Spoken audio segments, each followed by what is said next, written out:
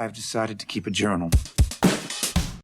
Hey everybody, welcome to Paul Casty For Me, the podcast about film, culture, politics, and Paul Schrader, where we watch every film written and or directed by American filmmaker Paul Schrader and explore how they speak to their moment.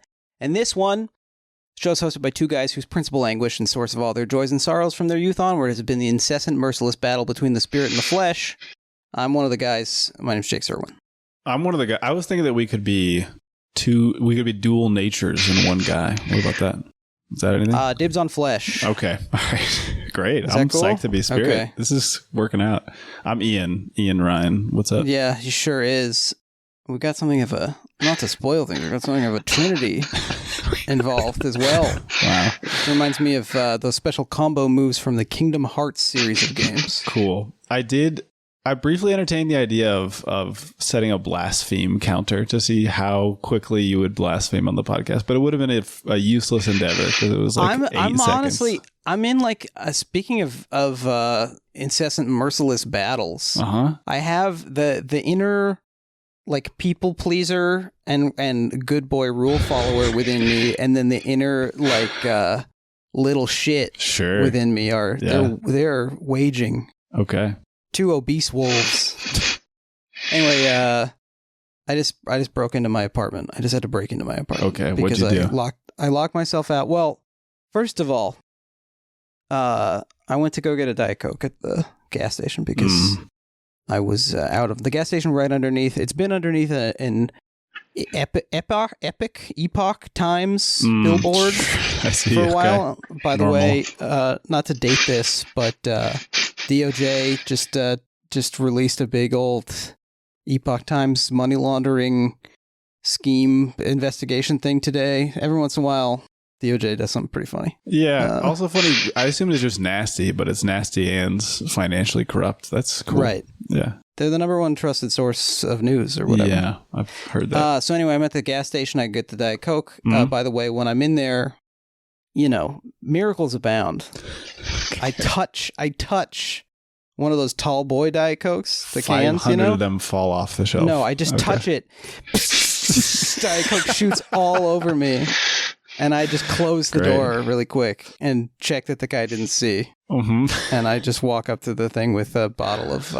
wow, somebody's trying to put obstacles in your path, and you have to figure out which force it is. This is the force of good. They set my path ablaze. Yeah. And then I come back and I realize that my girlfriend, who went for a jog earlier, which is good, commendable thing to do. For sure. Of everyone who's gone for a jog. But she did the classic thing of take the key off, put the key in your pocket. Right. And so I had her keys, but they were missing a critical element. Missing the one key I needed. But then it turned out, thank God that my landlord didn't put good windows in, because just pop that sucker right off. I've got Ian, I'm going to mail you this screen, this bit of window screen. Great, man. For your use. This is fun for me to imagine because you have, not to dox you, but right inside some of your windows, you have these little cat hammock things for your cats to perch on and look out. And I'm imagining you forgetting. Okay, well, forgetting it's there, putting your hand through and fully just like flipping in and disturbing your cat's whole architecture and ruining their lives. Yeah, I mean, my girlfriend, I boosted her up through the window because I figured if one of us is going to boost the other one. Sure. Yeah. Kind of be me boost her. And she basically, this is a different Scorsese film than the one we're talking about today, but she basically trod on, she put her foot on the Last Temptation of Christ, like to climb in the window. Wow. Okay. The book I'm holding in my hand here. I have here what I have here. So anyway, that's me. Have you broken into your house recently or anything? Or? Not recently. I have done it, certainly, both in California and in Mexico. I had to use... Hard to explain this to a person who hasn't seen my apartment, but above our door, there's like these bars. Bucket of water. Yeah, that's right. Yeah, every time I come in, my girlfriend, she says she doesn't know where it's coming from, but no, there's like these bars that have no window on them. I couldn't fit through them, but I can fit a belt through to lower it down and pull the lock on my door. Oh, I thought you were going to do the thing from Shanghai Noon where you pee on your shirt. Do you remember this scene? I've seen Shanghai Noon. I do not know what you're talking about, my friend. And there's an insane line. Okay. that I can't recall, but I will drop it in as an editor's note that Jackie Chan says, or maybe Owen Wilson says. Anyway, they pee on like a shirt, and the pee somehow helps them bend the bars of the prison to get out of the prison. See? I told you so. No, you said wet shirt don't break, not piss shirt bend bar. Okay. Yeah, I kind of remember this. Yeah, wet cloth somehow stronger. Honestly, I don't know. Honestly, thematically relevant to the film, perhaps. Who's to say? Okay. Anyway, we're gonna we'll bring our guests in just a minute, but we actually have two guests on the show today. This is weird. We've never had this before, but I'm joined just briefly in the studio here by a column of flame, Okay. and who says that it, I guess, wants to. It has like an offer to tell people about. Okay, cool, exciting. If you'd like to support the show, you can subscribe to our Patreon, where for $5 a month, you'll get a bonus episode every other week, covering Clint Eastwood movies from before Play Misty for Me and all kinds of Clint ephemera. It helps us keep this feed free, so please consider supporting us at patreon.com/podcastyforme. Nice column of flame. Now, It's nice of pretending you. to be Satan, is that a type of blasphemy? I'm not sure. Aligning Satan with like the only thing that generates any force against the powerful financial suck of doing your own podcast. You're saying this might actually be a positive message of you can't worship Mammon and the podcast at the same time. You must give up your money to us. Yeah, this is my silice. Okay. That I've wrapped around my leg. Beautiful. Yeah. Anyway, was expecting a different reaction to that. Okay. It's fine. I'm fine. I'm doing fine. I'm going to be okay. Let's bring our guest in. Very excited today to be joined by a writer whose work has appeared in the New York Times Magazine, the Baffler, the Washington Post, and the Nation, among a bunch of other places. A contributing editor at Commonweal, and we're very excited to have him on the show. Welcome to the show, Rob Rubsam. How you doing, Rob? Hey, Rob. How you doing? I'm doing pretty well. On the Satan impersonation note, thank you so much. This is why we're here, my friend. No, I mean, I feel like, this must be, you'll address this eventually, right? When you do Paul's Exorcist movie, but I feel like, aren't demons kind of pretending to be Satan all the time, where they're like, we're the big one. Right. Don't, it's like, you can't do much about us. And they're just like, middle manager or whatever.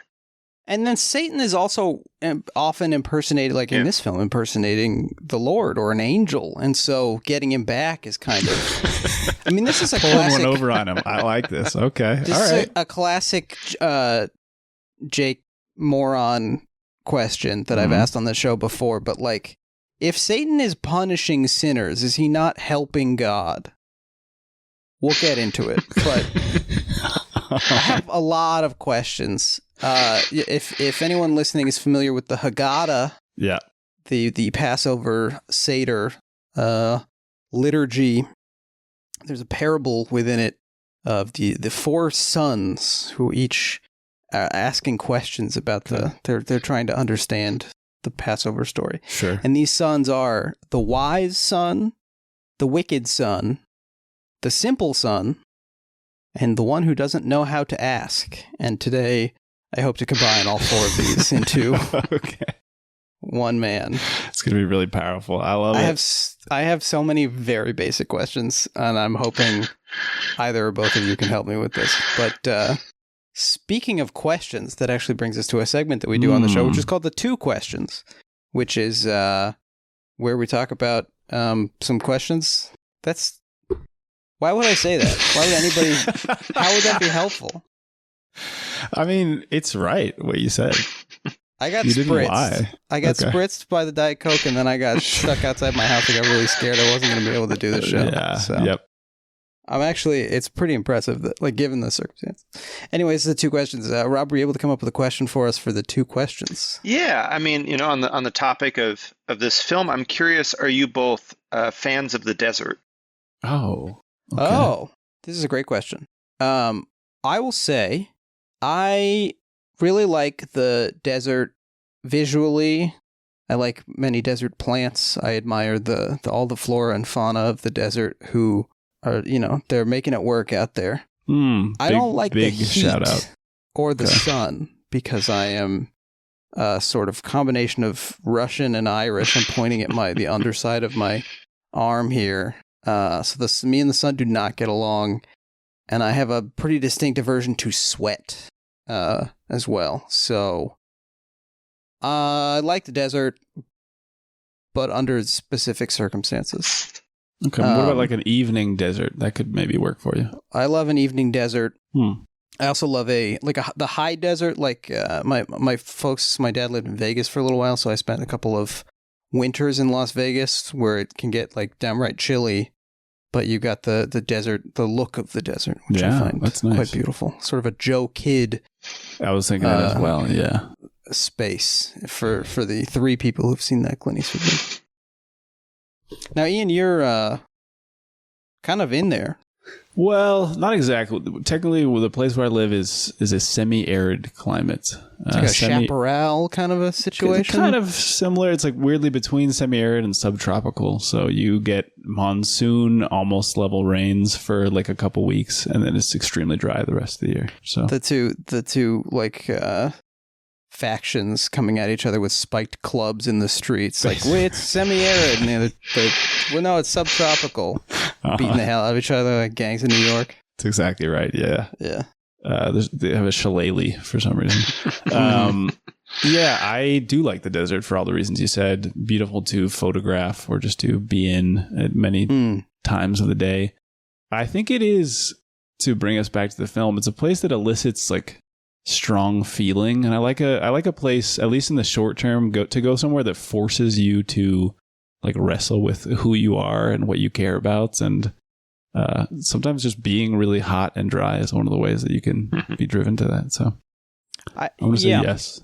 Yeah, that's a good point. This is a gross thing to have done, to admit. I attended the Coachella Valley Music and Arts Festival, or whatever it's called. We were there together. We were there together. It was fine that Ian went, but when I did, it was morally suspect. Yep. And I was resisting the sweat for like the first day. Big mistake. And I was not possible. Miserable. And then I did have a kind of transcendent... Yeah, this is what I mean. Like Schraderian moment where I sort of realized I could give in to this ecstatic... And then you recognize in others, in fact, an acceptance of you and an acceptance of them, and everybody's sweating together. Yeah, and then I paid like $6 for a tiny slice of watermelon and listened to the Hives or whatever. Yeah. Well, that's true. Pretty cool. What about you, Rob? Are you a desert what do you fan? think, Rob? Well, I live in the Northeast, so I'm not really near the desert very often, and I'm from here. I'm actually I'm having the thought, like, have I ever been to a real desert? Wow, desert agnostic. Not sure if it even's out there, huh? Hey, there's some of those in the film. Well, I've been to the desert. Yeah. I mean, I was just in California for a little bit. Of course, in like the San Francisco area, but then ended in the Valley, and very hot there right now, though, of course not. It's all relative, but it was dry. And then when we got back last night, we got hit with the humidity, because summers in the north are you just drown. It's miserable. And that's miserable. And it gets that's hot. True They're misery. so nasty. Yeah. And you'd think I've like lived almost my whole life here. You think I'd be used to it, but I'm not. So I feel like I could get into the desert. You know, it's like if I had a beehive hut, right? If I lived above like, you know, a Waddle and Dobb situation going on. Exactly. Oh yeah. Hey, that's my two question. Who you got, Waddle or Dobb? Dobb. Yeah, big time. All the way. I wanna shout out our resident podcasty for me artist, Jeremy Allison. Oh yeah, who draws the art for the show. He is a big desert head. He's a desert man. He's out there all the time. He's doodling it. Something I think Jeremy and I have in common, I think we can all agree on this.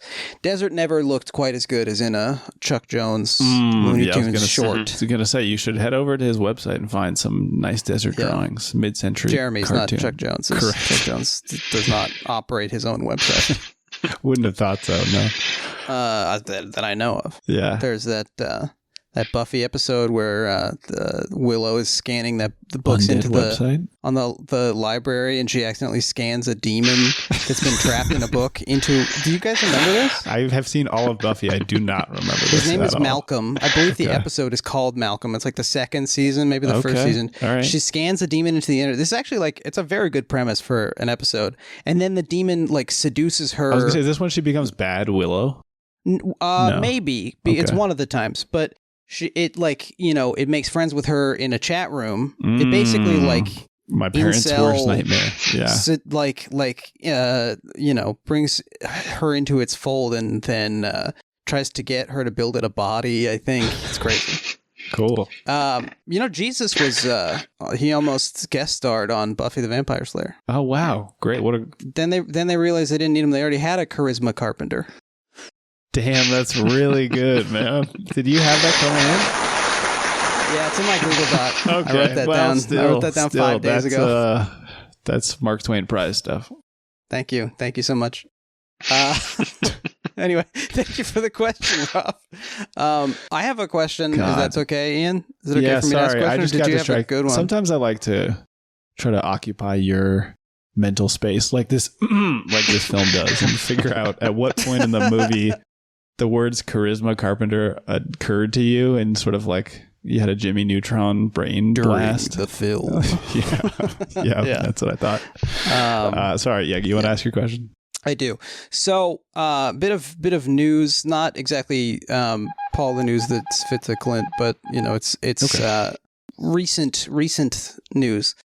You guys may have read about this. A second miracle has been attributed to potentially the first millennial saint. Yes, I saw that. Carlo Acutis, who is a Spanish boy who died in 2006 at 15 of leukemia, who is sometimes called the patron saint of the internet because he used his computer skills to like spread the gospel.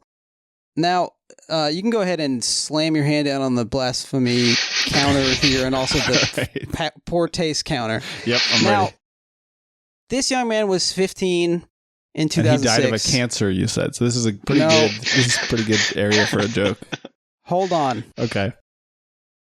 He's 15 in 2006. He was a able user of computer devices. Mm-hmm. Do we think that he ever teabagged anybody in Halo 2?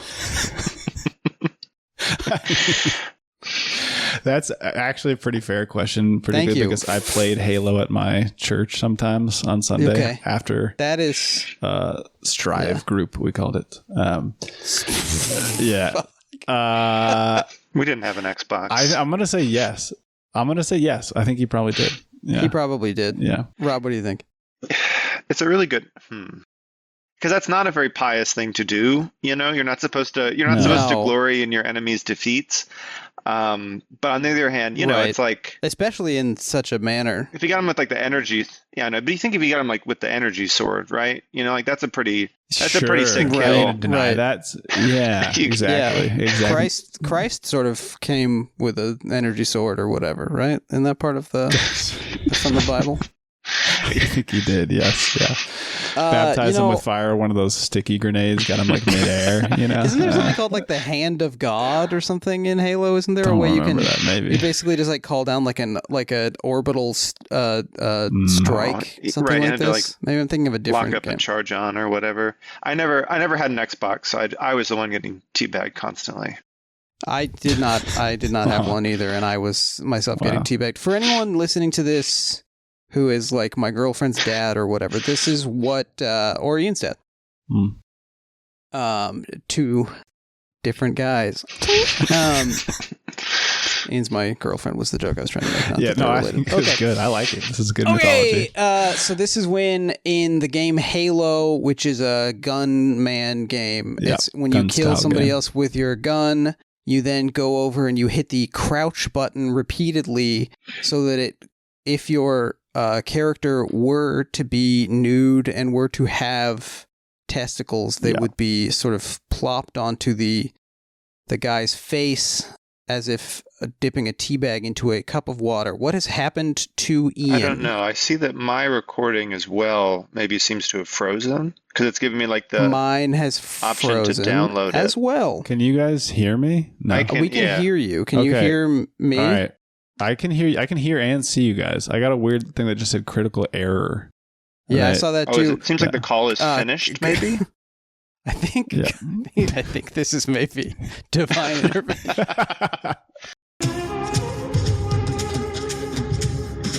I'm back. It's doing the very it's doing strange. the Ian, Never seen back? this before. I'm back. I can see you. You can see me. Okay. Well, do we think? Well, I mean, so the real question is like, Been is this attempting to tempt us to like pursue the better life of not recording this episode? That's exactly right. Wouldn't it be easier to just give up? It did not occur to me that we would be in any way guided against recording the episode, but simply stop talking about teabagging in Halo 2. Do you think the devil has ever teabagged someone? Like that seems like more of his thing, right? He invented it. Yeah, definitely. Yeah. He'd be all like, I don't know. He was also. I feel like the devil is probably in what was the Army game? Remember the Call Army game? Army of Two? No, the game that the Army made. Yeah. What's that called? America's Army. That's what that game was. Where the Army developed their own Counter-Strike to try to get Counter-Strike guys to decide to join the Army. I mean, I'll be honest. If there's a place where I've encountered the devil in my life, playing first-person shooters online with people, the way that they communicate with each other, that's pretty close. The devil is sort of cycling through a character creation screen at one point in this film when he's turning into a snake and a flame true. and that is true. Yes. a lady and a lion. Let's talk about the movie. We're talking today. It's a big one, folks, and these large supernatural forces are trying to keep me from doing this episode. But I shall persevere. We're talking about The Last Temptation of Christ. And I said Christ, not The Last Temptation of Crust. This is not the Simpsons episode about Krusty. It's not, no. Which, by the way, I learned today was the origin of the Canyonero, the fake SUV on The Simpsons. But no, we're talking about The Last Temptation of Christ, directed by Martin Scorsese, released August 12th, 1988. This is a film that was written by Paul Schrader, adapted from the novel by Nikos Kazantzakis. I think I'm saying that roughly. Pretty close, I think. Yeah. Not Greek guy. Close. Nope. He's of course also the author of Zorba the Greek. Yeah. And some other stuff that I haven't heard of. But, I mean, he's like, if you're not familiar, he is the Greek author of the 20th century, or maybe even like the last 500 years. He is maybe the Greek author. Day one of 20th century Greek literature. You're talking about this guy, right? Yep. He wrote the book in 1955, same year that Willem Dafoe was born. Oh, and so the film was released in the 33rd year of both Willem Dafoe and the book's lives. That's the famous Age of Jesus Christ year. That it, of course, referencing. was, I think, made the year before. So none of this matters. But it's okay. Still cool. Pretty good movie, I would say. Yeah. Now, Rob, where are you on Paul Schrader? Where are you on the film The Last Temptation of Christ? Martin Scorsese. Where are you coming to us from? Spiritually, intellectually, emotionally. Yeah, okay, so that's a lot of questions. Yeah, we're out of the two questions now. There's no limit to these. Yeah, I mean, I guess I could give you like a spiritual biography using The Last Temptation of Christ. Great. It's not going to be detailed. No, I don't know. I mean, when I was like, I'm from the Northeast. My parents are both Catholics. I was raised Catholic, did like all the stuff. Like all the I don't know what's catechism. Yeah, sacraments. There we go. CCD. I went to CCD. Yeah. CCD in my town was like a evening program because just like where I was from, actually at least like my age range had a strangely large like amount of Catholics among my friends. Like I remember once talking to a friend of mine who's Lutheran, who was just like, everyone's a Catholic. And I was like, I guess I never noticed that. We were all just hanging out, on Sunday afternoon. Yeah. Sure. Yeah. No, but CCD was just run like by people's parents. Like people's moms specifically, who were just like mad. Like they were just like, I got coerced into doing this, related to the church, and like maybe not that interested in the magisterium or making you understand it. The dads who have been forced to run Cub Scouts, even though like they would rather not. Yeah. At least they like get to like enjoy spending time with their sons, right? Though like CCD was just other people's kids, and it was like there were always kids who were like, I got held back, and they would just be in a war with the teacher, being like, I need to get you out of here. And so all the main details just sort of went over our heads, essentially. Right. They weren't the most committed teachers in the world. It seems in the evening after work and all that to give them some credit. Yeah, no, totally understood. Yeah. Quick question for Ian, actually, because I mostly skimmed my Louis Althusser. Does he get into like the ideological state apparatus? Does he get into when the people running it don't want to be running it? Like, is that accounted for? Yes, basically it is. Yeah, he talks creation. About okay. Well, he talks about like both like aware teachers and policemen and stuff, people who are actively trying to reproduce versus people who are maybe think they're contributing to a critical mind opening program, but I think ultimately his conclusion is all bad, unfortunately. So. Right. Gotcha. I think that was probably a question from the wise child. I had to. Yeah, sure. So Rob, you grew up Catholic. Yeah, and I actually was doing the math, and I guess I am the same age, or was the same age as the Spanish saint. Not that I should compare us, even though I was on the internet a lot at that time. But so like I was born in 91, and those are real prime like coming of age years for both like evangelical Christianity and being an atheist. So I hit those two things like real hard in my early teenage years. Not helped by my pretty marginal CCD education. An anecdote that why not? I'll share it. I don't remember the person's name, so it's not like I can do anything to them. But like for our confirmation, we had to. They like split us off from our big classes into small classes because they're like, you really have to fucking learn something now, because like we didn't teach you anything for like 10 years and now you got to do this thing. So I remember that one teacher gave us a summary of all world religions in 5 minutes thing, basically just to be like, and this is why this is the good option. You don't do any of the other options. I don't remember anything of what she said other than, and this is combining with the peak Bush year, like war on terror stuff, is that the description of Islam was that, it was basically come up by a man in a cave who was having like seizure visions, which were most likely demonic. And so I was, totally different from any of the other Abrahamic religions, by the way. Yeah. And so I was just like, I just had a real like, I don't know, I'm pretty out on this one now. Right. Interesting. And, being raised in like, my parents are both like smart, thoughtful people and all that. So I probably just like caused them a lot of trouble, essentially, just being like, no, it's all whatever at the dinner table. Did you have the sense that their Catholicism, like where were they on the spectrum of true believers to like, this is our family's tradition and we go through the motions a little more than we actually believe this? Like, where are your folks? I would say there's still pretty true believers in a lot of senses. Like their views on things have changed, like with developments in their lives and other things in the world. But I go to church every week still. But anyway, I don't know. And also that's like real peak new atheism, right? Of just like these people who have this like insane view of the world. That's what new atheists would say, right? Like, like they have this crazy messianic view of the world and they're just going to like kill us all achieving it, and like, sure, whatever.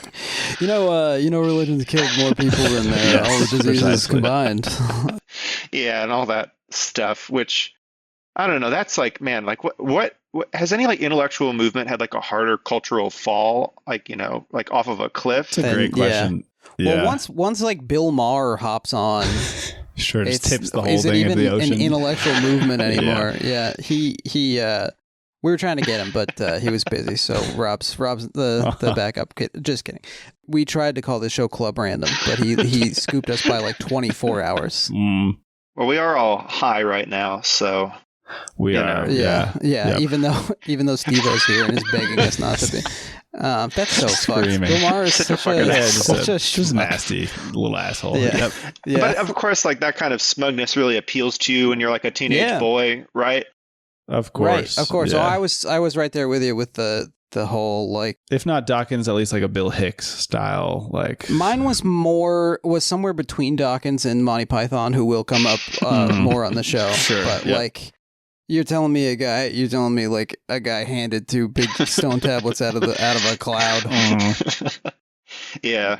And for me, this coincided with a move from a pretty agnostic or less overtly religious town in California to the Washington, D.C. suburbs where there were churches everywhere. So it was part of the shock of that. Sure. And then also the rejection of, what all these mostly kids around me who like didn't like me saying cuss words. And, so it's a little bit of a personal psychological reaction to a spiritual question, kind of a appropriate experience. Perhaps those are the only reactions one can have. So you're out on the big man upstairs as a teenager. Certainly at the time. Then what happens? Who can say? I mean, this is like quite a simplified version of my life, which I don't even remember that well. But like that when I'm running it back, I'm like, what did happen during like all of those years when I was alive? I really have quite low recall on it, but I don't know. I have that experience. I wasn't even like I am now, stoned out of my gourd. But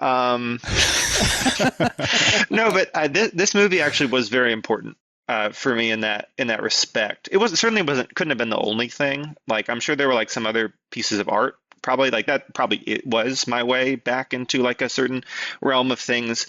And I mean, I remember I used to work at a public library, and so I could take DVDs out and then just keep them out and cancel all my own fines.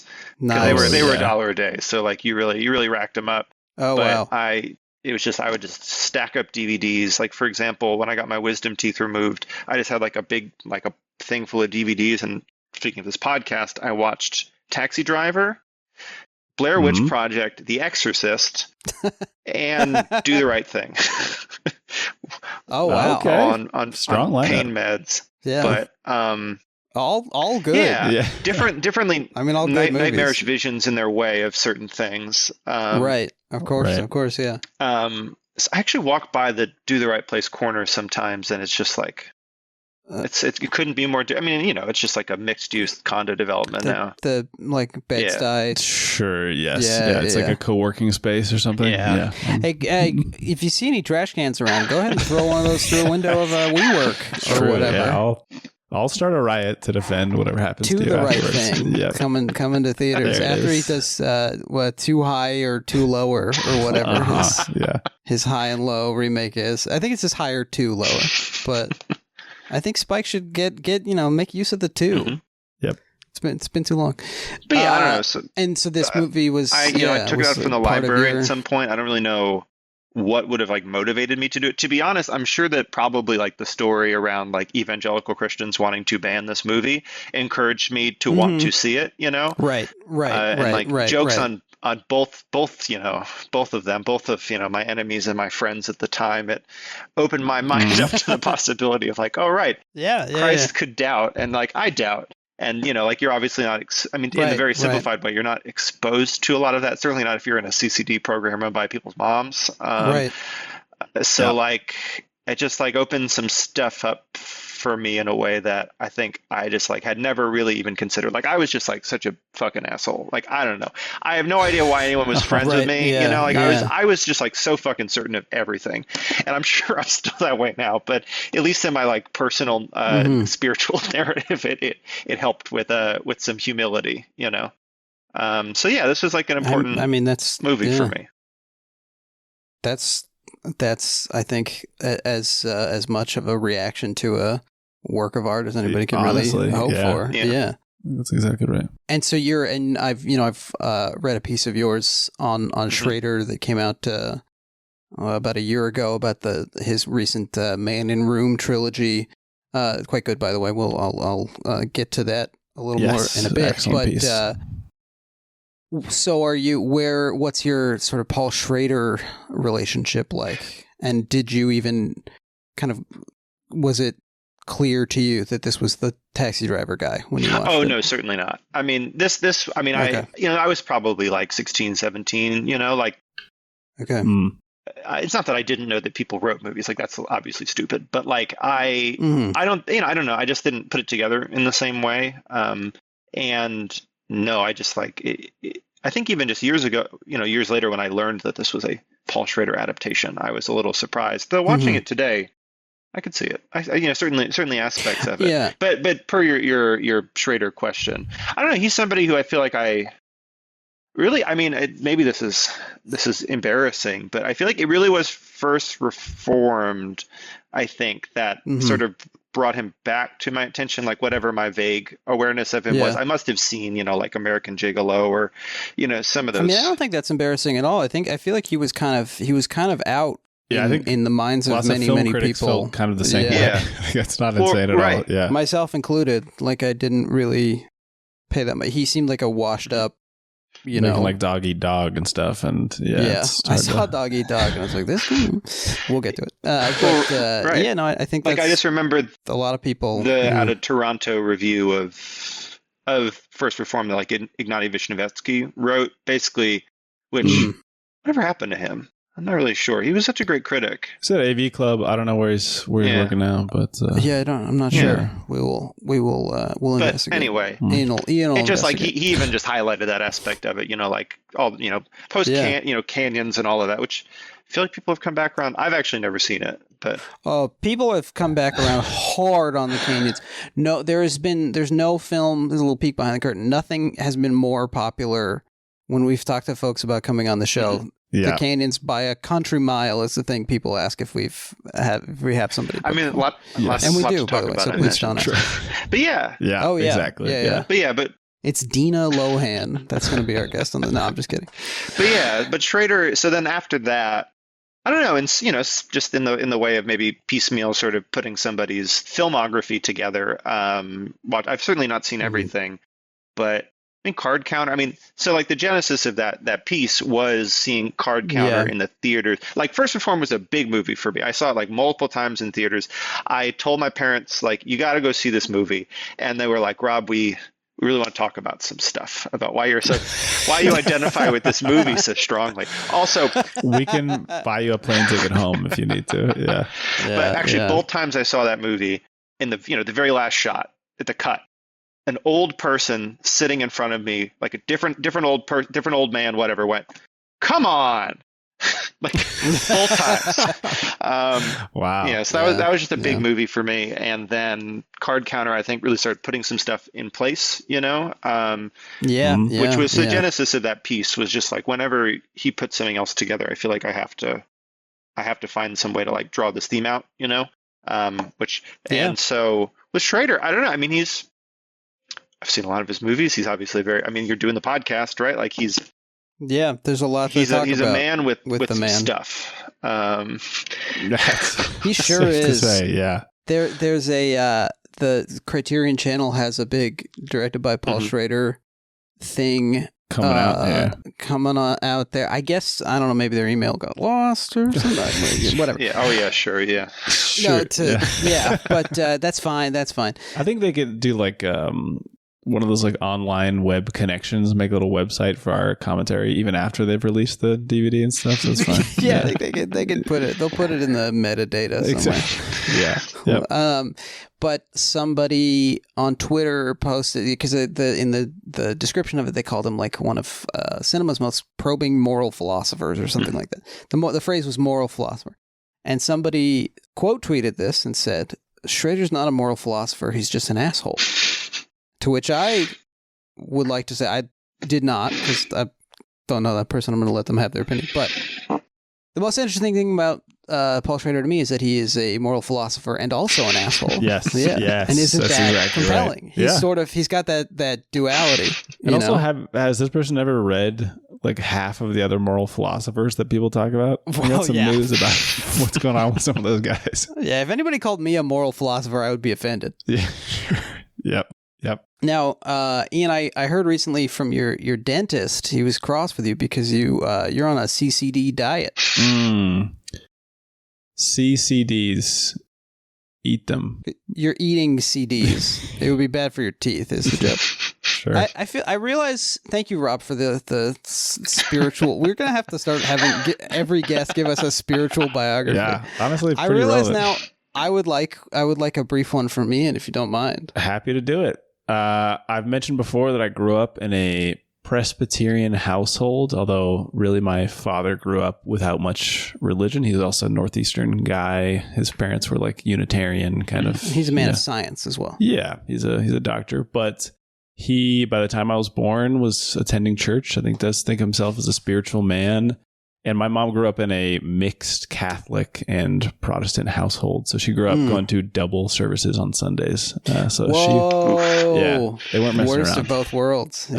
Yeah. So I would say they've probably fallen into similar categories as you were describing, Rob. They're intelligent, progressive people, but also very much less so now. But they were certainly, in my childhood, very serious about religion. I was probably at church like in middle school when I was going the most 4 or 5 times a week.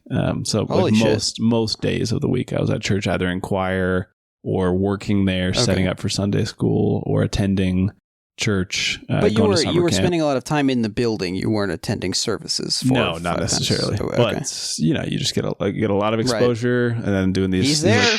It's his house. Exactly. Yeah. His Xbox. The big house. Yep. I mean, I was playing his Xbox, capital H. Yeah. Yeah. And that first Xbox controller does kind of look like a capital H, doesn't it? Doesn't it first? Or an M, maybe. Saint Andrew was crucified, on an X. So interesting. Boy. Okay, yeah. It's really coming together. I'm making a lot of connections. This is airtight, I think. Yeah, I ended up like leading Bible studies in high school. I was very serious about it. I think I've mentioned on here that I was awarded at my high school graduation the special award for having a personal and active faith in God. Goes to one person. So I wasn't messing around, although by the time I received that award... The PAFCO award. Basically, yes. And I did not believe in God when I received that, but I received it in a good spirit of gratitude. Must have stung the old hands there picking that award, huh? Yes, that's right. Sizzled right through that. I went to a Catholic high school, and I will say I credit them for being not just like politically progressive, but taking like exegesis and examination of religion and very accepting consideration of other world religions. We had to take religion classes every semester, and they were very open to anybody's exploration of like what it means in your life, understanding what it means historically. So I think unfortunately for them, that type of very methodical approach appealed to me a lot, and also maybe ended up driving me away from religion for myself. Right. But yeah, it's I think something that certainly informed my worldview, and something that's taught me not just to necessarily believe in God, but to consider moral, ethical questions that I think are still a big part of my life, and to consider like texts and the actions of people and how those things interact, and the history of behaviors and thoughts and how that affects our present understanding of the world. So that's where I'm at. That's where I'm at now. How about you, Jake? That's beautiful. My parents I have an atheist Jewish father and a mother who rebelled against her atheist. So her father was Irish Catholic and was like beaten by nuns, and so he hated them and like would cross the street when he saw a nun walking down the street, which I assume used to happen more than it does now. I passed one walking home with groceries today. She was just sitting outside of a bar. Okay. I mean, I advise you to come to Mexico. You'll see some nuns around. I realize, I'm just maybe not in a big nun town. So my mom rebelled against this by sort of Alex P. Keaton style. She rebelled against her atheist father by going to church, becoming Ronald Reagan. She would sneak out. She would sneak out to go to Episcopal services, and was like lightly Episcopal, but basically never mentioned it. And so I went to church like 3 times as a kid. Like she would go on like Easter or whatever, and we would stay at home with my dad and like watch Top Gun or whatever. And that was my church. Well, that's why we're here, right? The Church of Cinema. Yeah, exactly. Smarty. Exactly. No, but I actually do remember the moment that God died for me. The like, not in the way that happens in this movie. I mean, the moment that I closed the door. I think I've told you this, Ian. I was talking to my mom, and I said, okay, so God is Jesus' dad, right? And she says, yeah. And I said, who's God's dad? She said, he doesn't have one. And I said, I don't have a dad. Fuck's this? Everybody has a dad. That's stupid. I mean, funny because that is like an actual theological question that like that's like a big Anselm part was of wrestling with. Yeah, like where does God come from? Yeah. Clocked out at that point. I'm like, well, I don't care about this. And then I got swept up. Rob, you and I are the same age. I got swept up in some of that new atheism, mostly just because I enjoyed being smarter in air quotes than everybody else. See here, I would say I credit them because I think that maybe drove me away from the most extreme of a new atheism towards like an agnostic atheism, because they were so unbearable annoying. That it was just like, well, you're I can't very be like welcome. Yeah. Because I was like the worst kind of new atheist, because I wasn't even like escaping anything in my personal life. Like I had gone from no one is bothering me about this to nobody I'm even bothering them about this. Yeah, great. And then honestly, this movie, I mean, I've come to more of a agnosticism. It seems like even too fine a point to put on it. Just more of a respect for the entirely unfathomable vastness of experience and being. So who the fuck am I to presume to understand anything at all? But I really enjoyed this film the first time I saw it. I think because it presents such a relatable Christ who is afraid of what's happening to him. Because like I too would be like, what? Why am I convulsing in the woods? I don't really like this. And also for the kind of historical materialist aspect of this depiction of his circumstances that really appealed to me when I first saw the film. Yeah, we haven't mentioned it. I'm sure we'll get into it. But Kazantzakis, of course, a lifelong socialist, a committed socialist, and a lot of those European guys, they'll just throw that in there. You don't even really you're reading about something else they did, and like, by the way, big time socialist. Yep. And like it's Richard like Burton. here I thought this guy just invented the tennis racket. Or Right. Yeah, Beckett too.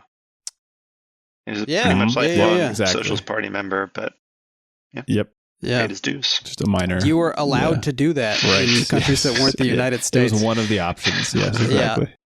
So now that we've all caught up on our spiritual background, Ian, would you like to provide a brief summary?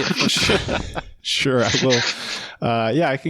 I can be kind of like Rob's CCD teacher and give an extremely disrespectful summary. Right. The greatest plot summary ever told. Yes. Yeah. Yeah.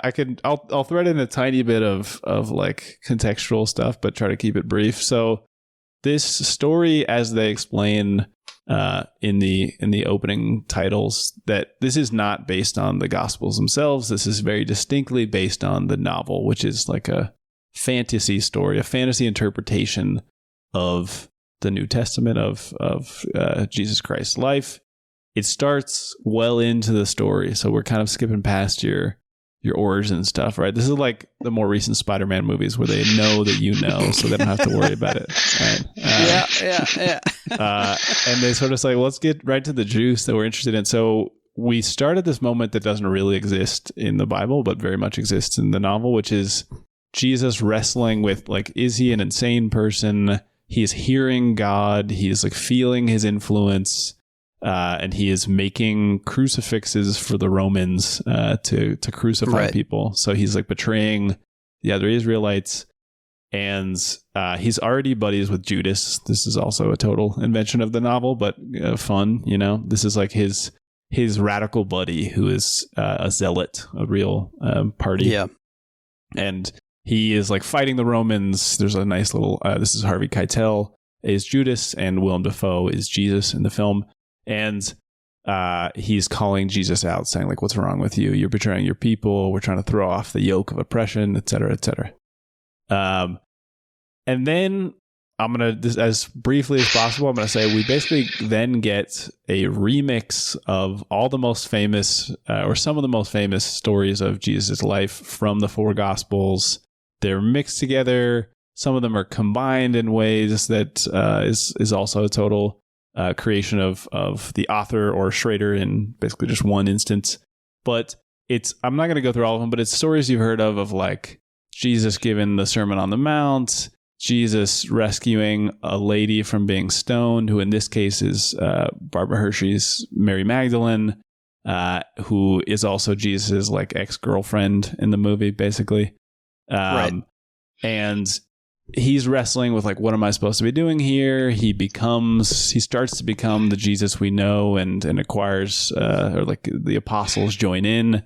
We can talk about who they are and how they join and get into that detail. But basically, as this goes, he's building confidence. He goes to see Andre Gregory's John the Baptist. And this is maybe the moment where he becomes convinced that he is possibly the Messiah, or is Andre Gregory showing up in almost 2 Schrader adaptations in a row with the Mosquito Coast as a weird like colonialist preacher, and here's like a. I mean, I think he's supposed to be like an nude Essene, weirdo, but he's like a weird whirling dervish, like a cult guy, basically. As John the Baptist. Yeah.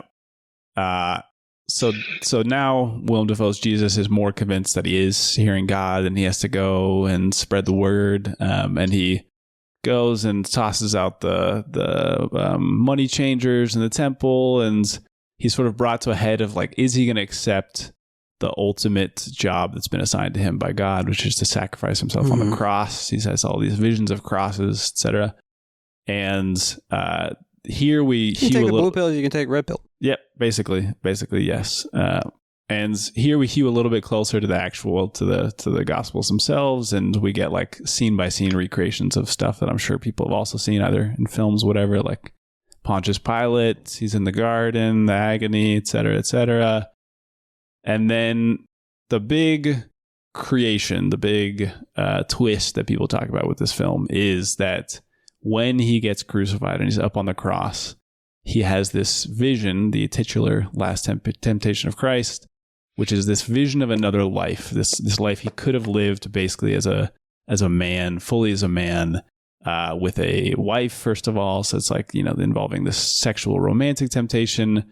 But it's also a pretty positive vision of just like being a father and living, appreciating nature, having a job, just sort of engaging in what we would consider an average life, but also seeing maybe there's sort of like a It's a Wonderful Life kind of a suggestion. It is. Of like, I wrote "It's a Wonderful Christ" in my notes. Yeah. It's very much that. It's like if Jesus wasn't Jesus, then what would have happened to the Israelites? What would have happened to his disciples? What would have happened to whatever?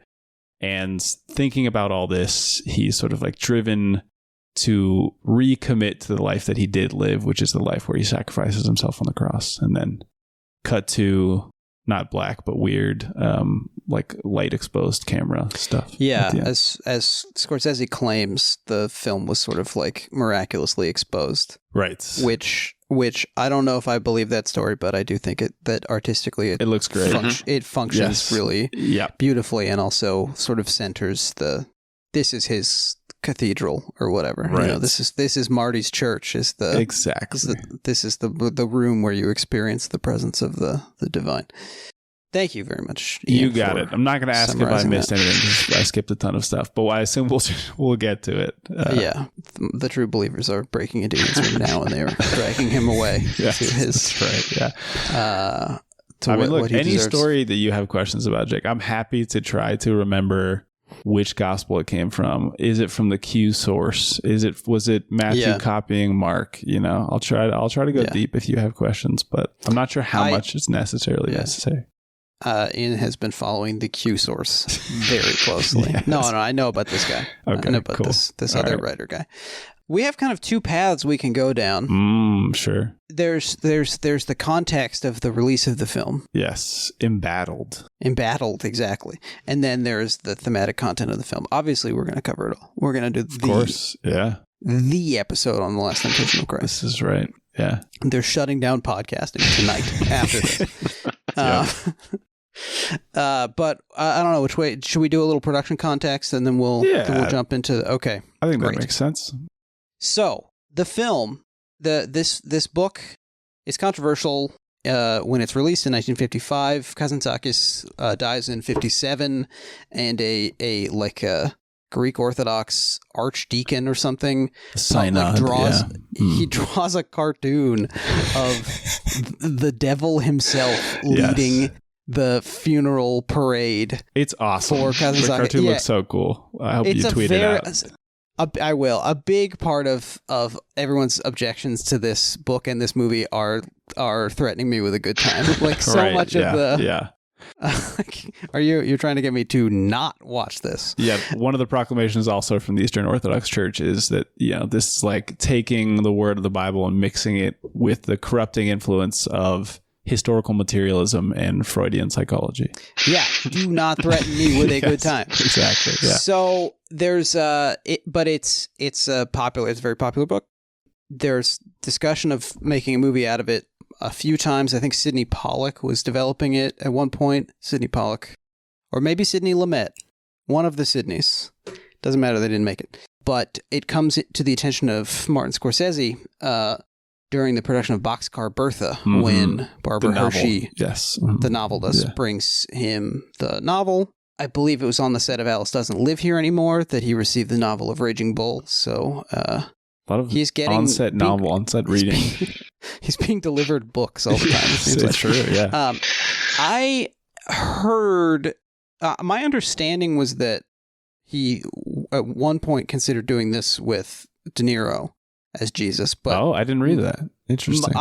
Most of what I read this time was did not include that detail, and I wonder if it was made up. I don't know that it would have been that great of an adaptation, but we could say. I mean, Harvey Keitel already stretching the bounds of biblical times. That is the best. I'm artistic choice. I'm going to agree with you, but I'm just saying that's already a strong choice. Putting Robert De Niro in the Christ role but Aidan Quinn is the one that's put forward often as like the initial. So after The King of Comedy, Scorsese wants to spin up The Last Temptation of Christ at Paramount with Michael Eisner and Quibi Katzenberg himself, who are then running and Barry Paramount. Diller. This made me laugh because this is like when Schrader will say, like, I went to the movies with a producer, in brackets Jerry Bruckheimer. It's like these are the most famous people in Hollywood. Yes, the people who were they were so famous that they were making like overt jokes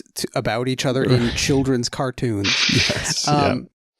But anyway, so it's set up. It's getting set up there. It's going to star, as Ian said, Aidan Quinn as Jesus. By the way, Schrader writes the script in between. I think he's finishing production of Cat People, or maybe in post-production on Cat People, and gets the job, and he does it in like 10 weeks. And this is like a 600-page novel that he turns into a 100-page script. Yes. We will get to it in a second. Cool. The casting, as it has been reported, is Aidan Quinn as Jesus. Yep. Sting as Pontius Pilate.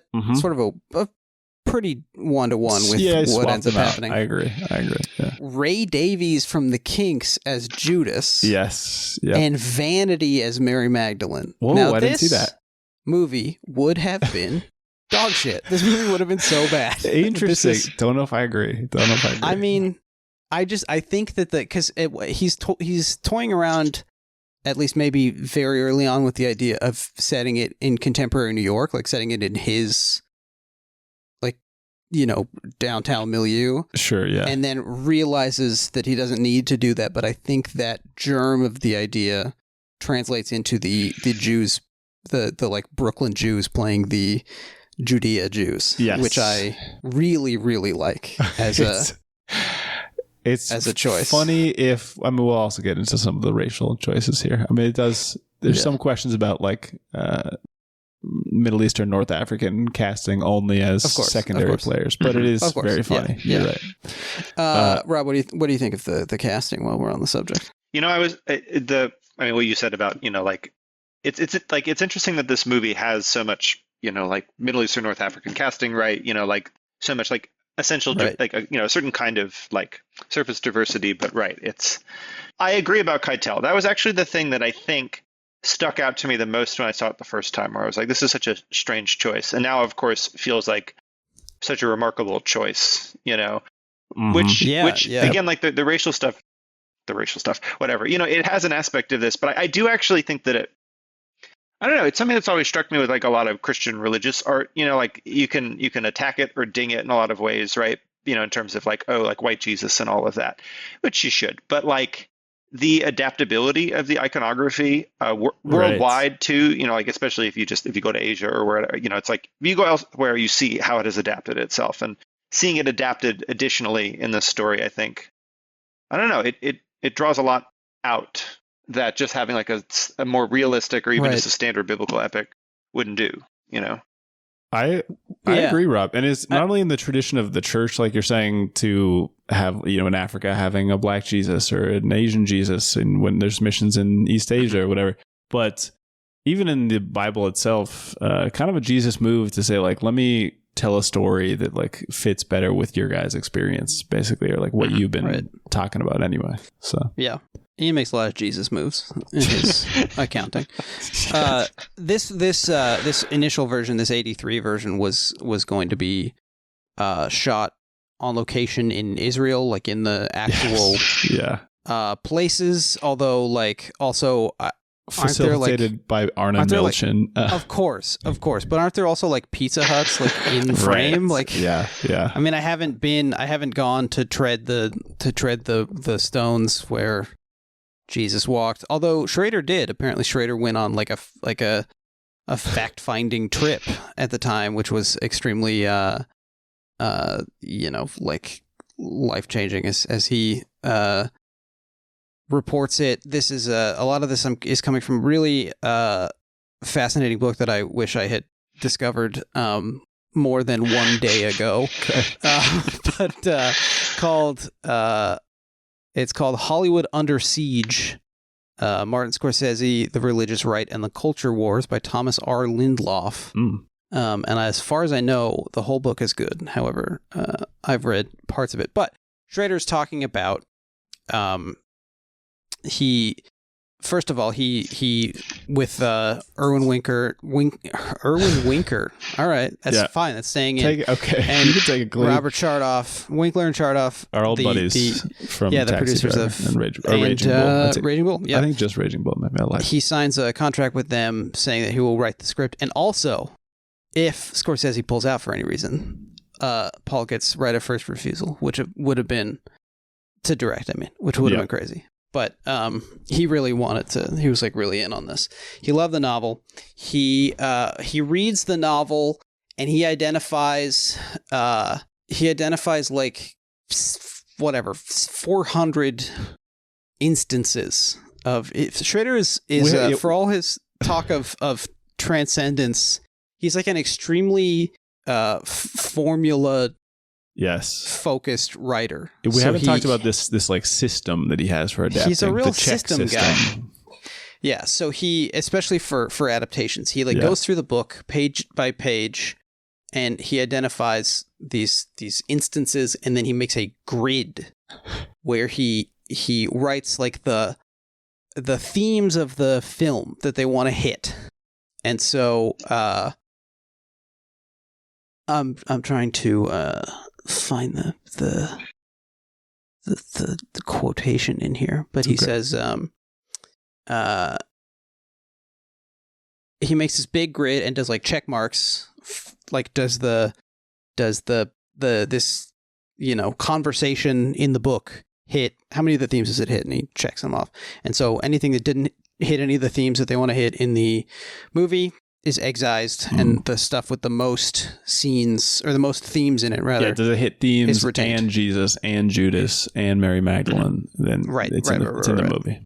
So the theme that, as he expresses it, the main theme in the film, or the main theme he wanted the film to explore, was the revelation of God to Jesus, captured in the question, quote, "What does God want of him and how?" And so this is like what he's focusing on.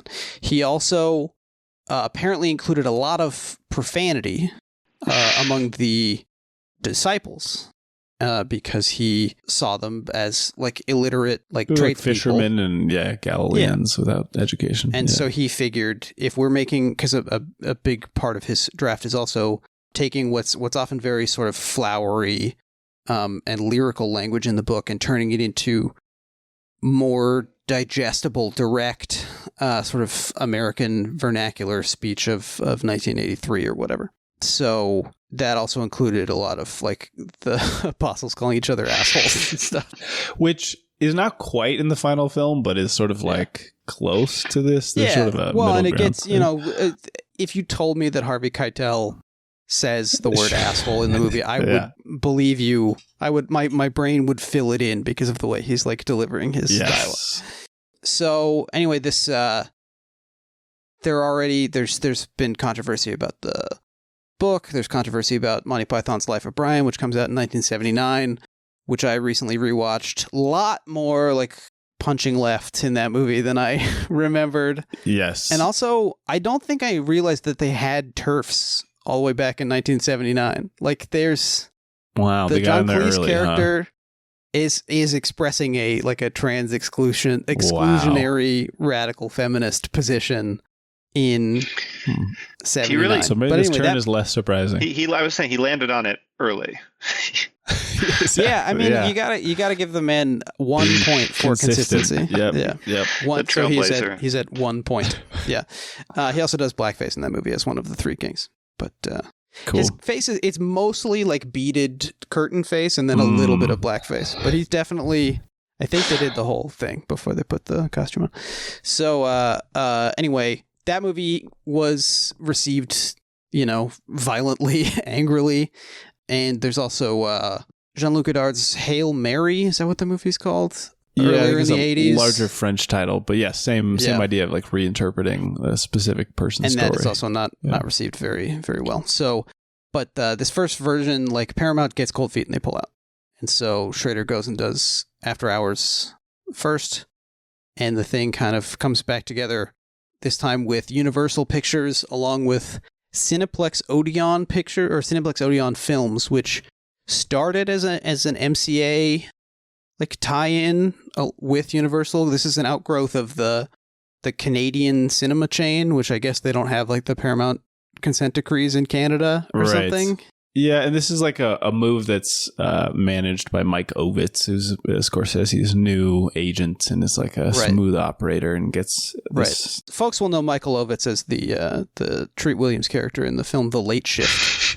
Yes, that's true. You're right. That's how we'll know them. Yeah, he invented the super agent basically. Yes, that's exactly right. Yeah. And so at least they know it's going to get exhibited somewhere. So even if it makes $2 million, it's something. Yeah. So it's already generating enormous controversy. Sometimes sight unseen, sometimes based on the book, sometimes based on drafts of the script, sometimes based on what are intended as like olive branch screenings for clergy members. Like Universal tries really hard to manage this, the PR of this, and there's like a guy that they hire whose job is to sell this movie to like Christian America, basically. Yeah, I'm gonna stop down here. Yeah, hop in. You and I text about this a little bit, Jake. For those who are not religious, or I can't speak to religions generally, but specifically Christian in, like we were saying, 2006. it's like a real part of being at church that when one of these things comes around, everybody weighs in on it. We had like a special, truly like a special sermon about Da Vinci Code. Like I think they doubled the amount of services that weekend to say like, everybody come out.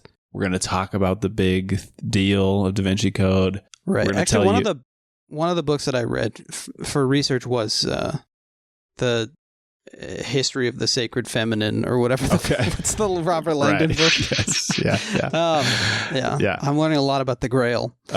You're right. The inverted triangle or whatever. Did either of you guys have any, was there Harry Potter pushback in your childhoods? It made my parents mad. That's because we had already read Harry Potter, and that's the type of thing that they were like, who cares?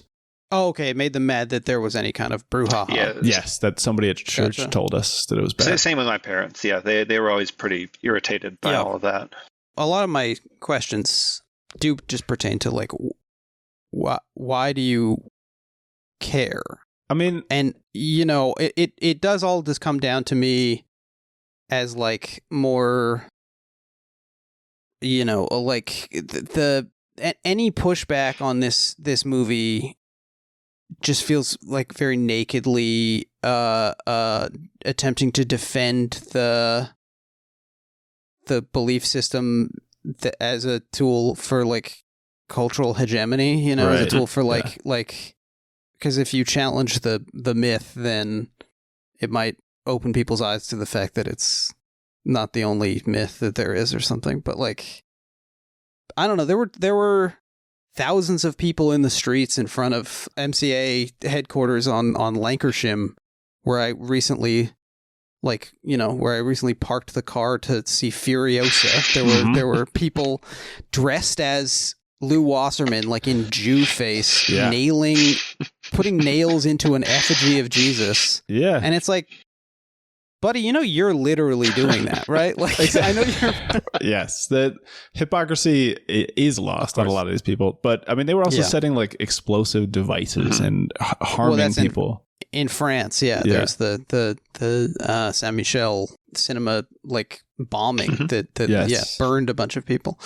I don't know. I mean, of course, like I didn't grow up with that, so I could only ever view it from afar. You know, it's like disdain or whatever. But I have to imagine a certain amount of it just relates to like, I mean, America obviously is still quite a very Christian country, and yet, of course, like for a lot of people, well, I don't know. There are a couple of things. I feel like there's a bit of a tension in the sense of like you get with a lot of like American responses to like, especially very right-wing stuff related to culture or like how you raise your family or whatever, where there's a very strong push from that, especially from like people who are motivated, right, who are organized, all of that. But I feel like there is that hits up with like a more maybe ambient American feeling about like, well, don't tell me what to do, or you know, like this is my business. Like it's not for you to say, right? Right. But that's like one part of it. I feel like the other part of it kind of relates to, you know, I don't know, like the hegemony you're talking about is definitely there.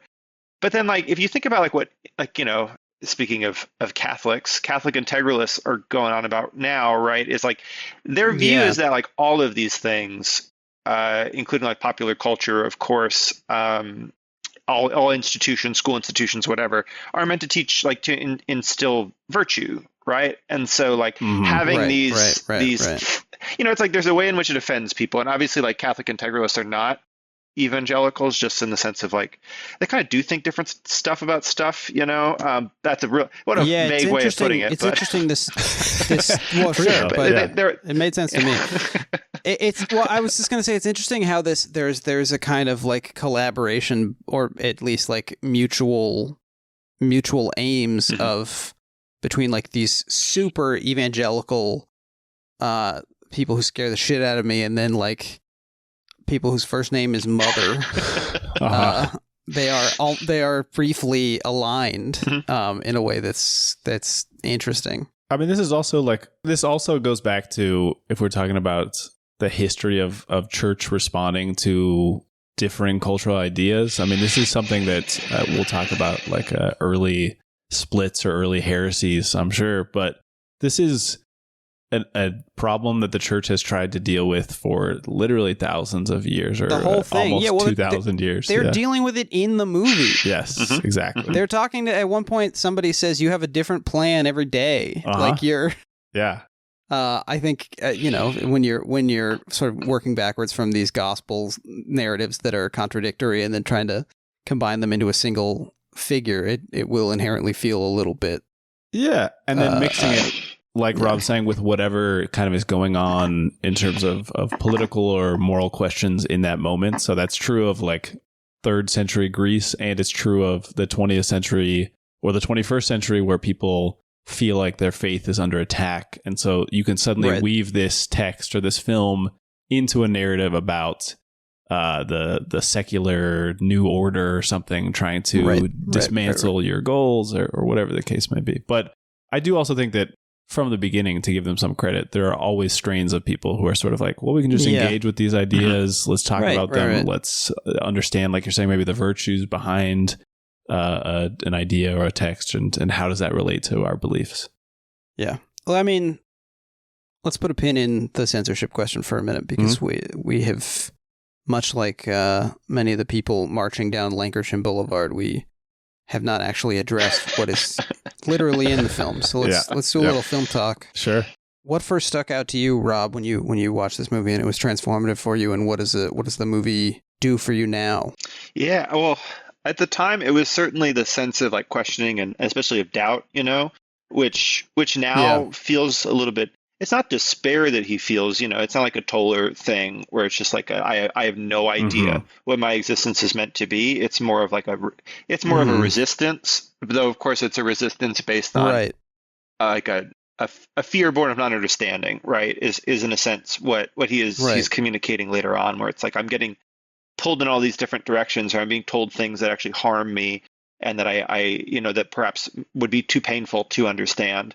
But at the time, it was the sense of doubt, which really leapt out to me. The idea that, like, just partially in that teenage way of like, oh, one could question, all of these things, just like could be like fundamentally at a loss about like what their life is meant to be, but even just like, like again, like coming up through CCD or whatever, I don't want to make it sound like some people do where they're like, God, I was an Episcopalian, I got out of that cult, but like, like my parents are good people and all that, but like, but those are not things that are presented to you as possibilities, and one of the great, and this is where I just become like a basically sentimental person, but like one of the great and wonderful values of art, right, is just like the constant presentation of possibility, which of course is something that like a fundamentalist would abhor, right? So that appealed to me then, but also it continues to appeal to me as like a habit of mind.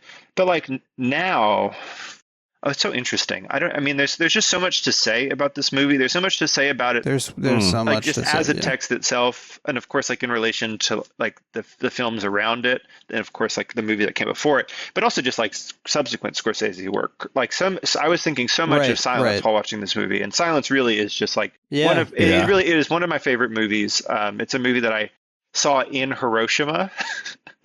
Wow. Yeah. Okay. Holy shit. Like without, of course, without English subtitles on the Japanese. Though my memory is the Japanese is very rarely subtitled in that film. There are like one or two moments. There's no dialogue in the movie. Well, there you go. But how this? I've seen it actually. I know what happens, and that's not what it's about. But it's actually very interesting, and maybe I'm trampling on things we want to talk about now. But just like. Well, it's like these are both films that are essentially about quite arrogant characters in their way, but their arrogances are directed in basically opposite directions, right? Like Christ's arrogance is based so much upon, it's based on like fear, and it's like it comes out of fear. But what is this temptation? Its temptation is to be no one, to not matter, to get to like also, but like to give up on being something more than the thing that would be safest for him. Whereas, like Father Ferreira is just like in his way, like a raging narcissist about being like, I am like Christ. I will do the important thing like Christ. I will stand strong like Christ, And he has to give up that and sort of, it's his sacrifice, of course, is like also of himself, but his self-importance, in that film. Like I mean, this brings up a question that I had. This is maybe stupid child and one who doesn't know how to ask combined. Simple. They don't say stupid in the Haggadah. It's implied. Uh-huh. That's for the parents around the table to say. Yeah. Yep. But okay, so Christ is canonically, like every one of these people who's marching down Lancashire would agree that Jesus is tempted. Like in the text, it says that he's tempted, right? If you mean like the external, like those things that are offered to him, that's true. If you mean tempted in his heart, then see, that's my question. Is like, to me, as somebody who's coming into this with very little baggage and basically being presented like I'm hearing Trump style. You telling me this for the first time? Wow. Incredible life. Is Josh? I mean, they called him Nazareth. He's more and more famous every day. Yeah.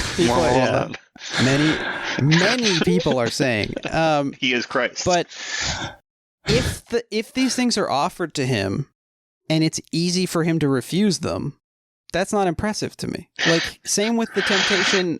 This, if and honestly, one of the things in the movie that doesn't fully work for me, and maybe it's a question of interpreting the film, but like. In his temptation, at the end of his temptation, it is explained to him. I don't know if this is in his mind, if this is a Judas in his mind, if this is God speaking through Judas. I don't know who is actually saying these things, but it's basically like it is explained to him that he should make the right choice. So the temptation seems sort of easier to resist than would like his resistance of the temptation doesn't seem all that superhuman when as apparently in many interpretations his heart is never shaken by these offers, or in the film when like, well, first of all, do you guys think he's living the full 40 years or whatever, or is he experiencing this as a basically montage in the same amount of time? Yeah, it's just a sort of a mind montage. I will be honest, I started reading the novel for this discussion. I haven't made it to that section yet. So I also have not made it to that section. Can't say I'm on like the third temptation. All right. Can't go back to that text, but my understanding and my imagination was that he was living it out. And to your other question in terms of like who is telling him this, I think it's most meaningful to me if it is like some part of himself telling him to his go own back, mind.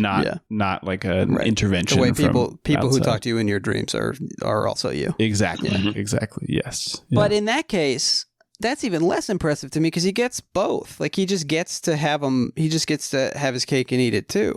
Essentially, he does. Because he does have to go back on the cross and die with nails in his hands. Sure. Right. Sure. But he's kind of happy about it, first of all.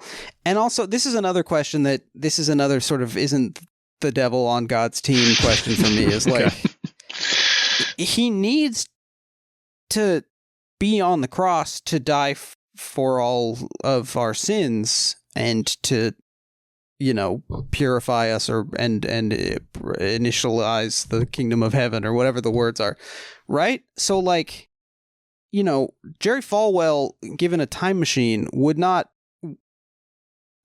he want to take Christ off the cross? Would he want to intervene, or isn't that part of the thing? Like, isn't it his whole deal that he gets on the cross? Like, well, no, I will say that you're kind of getting into aspects of I'm like scriptural discussion. Terrence Howard accidentally arriving at like a medieval mathematics conundrum. Exactly. Yeah, whatever he does in his 1 times 1 should be 2 or whatever. Yes, I forget. But this is like the part of religious education, or one of the parts that I retain and appreciate, is that bringing you into contact with contradictions that exist and maybe deepen your understanding of something. So to say that we all want to save Christ because he's like the person who most deserves to not have this thing done to him, but also, like you're saying, this is the act that helps the rest of us and gives meaning to our lives. And it's a whatever. lot like when you have Mary Jane Watson on one string of spider silk, kids, yeah, and the Roosevelt Island cable car thing. Yeah. By the way, just to connect a few threads here, a few threads of spider silk. Yes. Okay, Madam Web. Scorsese. Yeah. My web connects us all. So, Scorsese is currently working on a Jesus movie, and weirdly, for how monumentally controversial this film was, I feel like a lot of the coverage of Scorsese's doing a Jesus movie next sort of elides the existence of this Jesus movie. Yeah, it's never Scorsese's doing another Jesus movie. It's Scorsese's doing a Jesus movie. And granted, this is not adapted from the Gospels, but it's adapted from a book that's adapted from the Gospels. Like, it's not unrelated to the Bible. And presumably, I think it's connected to the Spider-Man of it all, because I assume it's going to be Andrew Garfield. Everybody assumes it's going to be Andrew Garfield. But although I think it might be interesting to have it be Adam Driver. I think a big lumbering, like, weirdo Jesus who can't grow facial hair would be compelling. Yeah. Oh, that would be a problem, actually. But I don't know. Isn't that weird that people seem to forget this film? It is weird. Yeah, it's definitely weird. As violence-inspiring as it was at the time. I mean, I guess that part of it would have to be that, as a subject, this is just like, I don't know. I mean, religion as a subject has basically just like fallen out of mainstream art that is not faith-based specifically. It's obviously present in like some sense, but like, I wonder if this movie was released today, just like whatever, you poured it over to today, whether it would even attract as much interest. Because if you think about it, like his like religious films, you have this one, which like people set off a firebomb. You had Kundun, which Disney later apologized to China for. Basically, like we should never have done that. We're so sorry. And then you have Silence, which absolutely no one gives a shit about, when it comes out. Yeah, which the release, I think, was sort of bungled or just. And it had some evangelical money in it, I think. Yeah. Just like in just in whatever the funding structure was. But like there was like no promotion of it at all. Well, and I watched an interview with Willem Dafoe from a couple of years ago, like maybe 2018 or something, where he was talking about this movie and about how he said within a few years prior to that, so like in the 2010s, he signed on to a role and then found out that the head of the studio said, while I'm the head of the studio, that man will not be in one of my movies because of The Last Temptation of Christ. Wow. In like 2014 or whatever. And like, when people see Willem Dafoe, they don't think Jesus. They think the Green Goblin and like Boondock Saints. They don't. I also couldn't help but think. I mean, feels like some of the casting of Green Goblin has to be based on this movie. Oh man, I mean, I think the decision to cast Dafoe over Aidan Quinn or De Niro, if that ever existed, is incredible, because he's a very striking looking man. He's a beautiful man, but he's also, there's something like a little weird and creepy about him. Yeah. His teeth, none of his teeth touch each other. His rib cage is like way too wide. One of the rare guys that you could believably think is maybe like has epilepsy and is also receiving words from God, like simultaneously. Both things are true. And you could believe both, that people would be very drawn to him and want to kill him. Yes. Yeah. No, I think he's terrific. I guess the plot of this movie is a little bit, I'm something of a messiah myself. Yeah. Damn, that's so great. True. Yeah. That's really good. And then he teaches Judas how to swim really, really fast. It's an Aquaman joke. But I'm just, I don't know if you guys were looking for this, but obviously when he's like up on the cross and his legs are perched in such a way that it's covering up. We were. His penis? Yeah. It's like, wow, that was some real Roman engineering there to try to like keep that from spilling out. It's like when they managed to close the Chipotle burrito. There's a behind the scenes. There's a gallery of production stills and behind the scenes photos on the Criterion Blu-ray of this, and there's one of the crucifixion scene that is from like 100 feet away, and you can see that there's considerably more just flesh. Yeah. Because there's just like man. a child in those scenes who's hanging out down there. There is who a kisses his feet in that I guess moment. it's like child. it's like there's something else going on that we're not seeing. I will say from the production stills, it seems like any scene in which he is not it's not him in full body. He's wearing shorts or whatever. Cool. Yeah, great. They also shorts. banned smoking from the set so that there wouldn't be any like paparazzi photos of Jesus smoking a cigarette. Okay, sure. Which is funny in the cross, movie where unlike Mary Magdalene, they're going to show him. Yeah, they're going to show him having sex with Mary Magdalene, and also show him sporting a barbacoa supreme.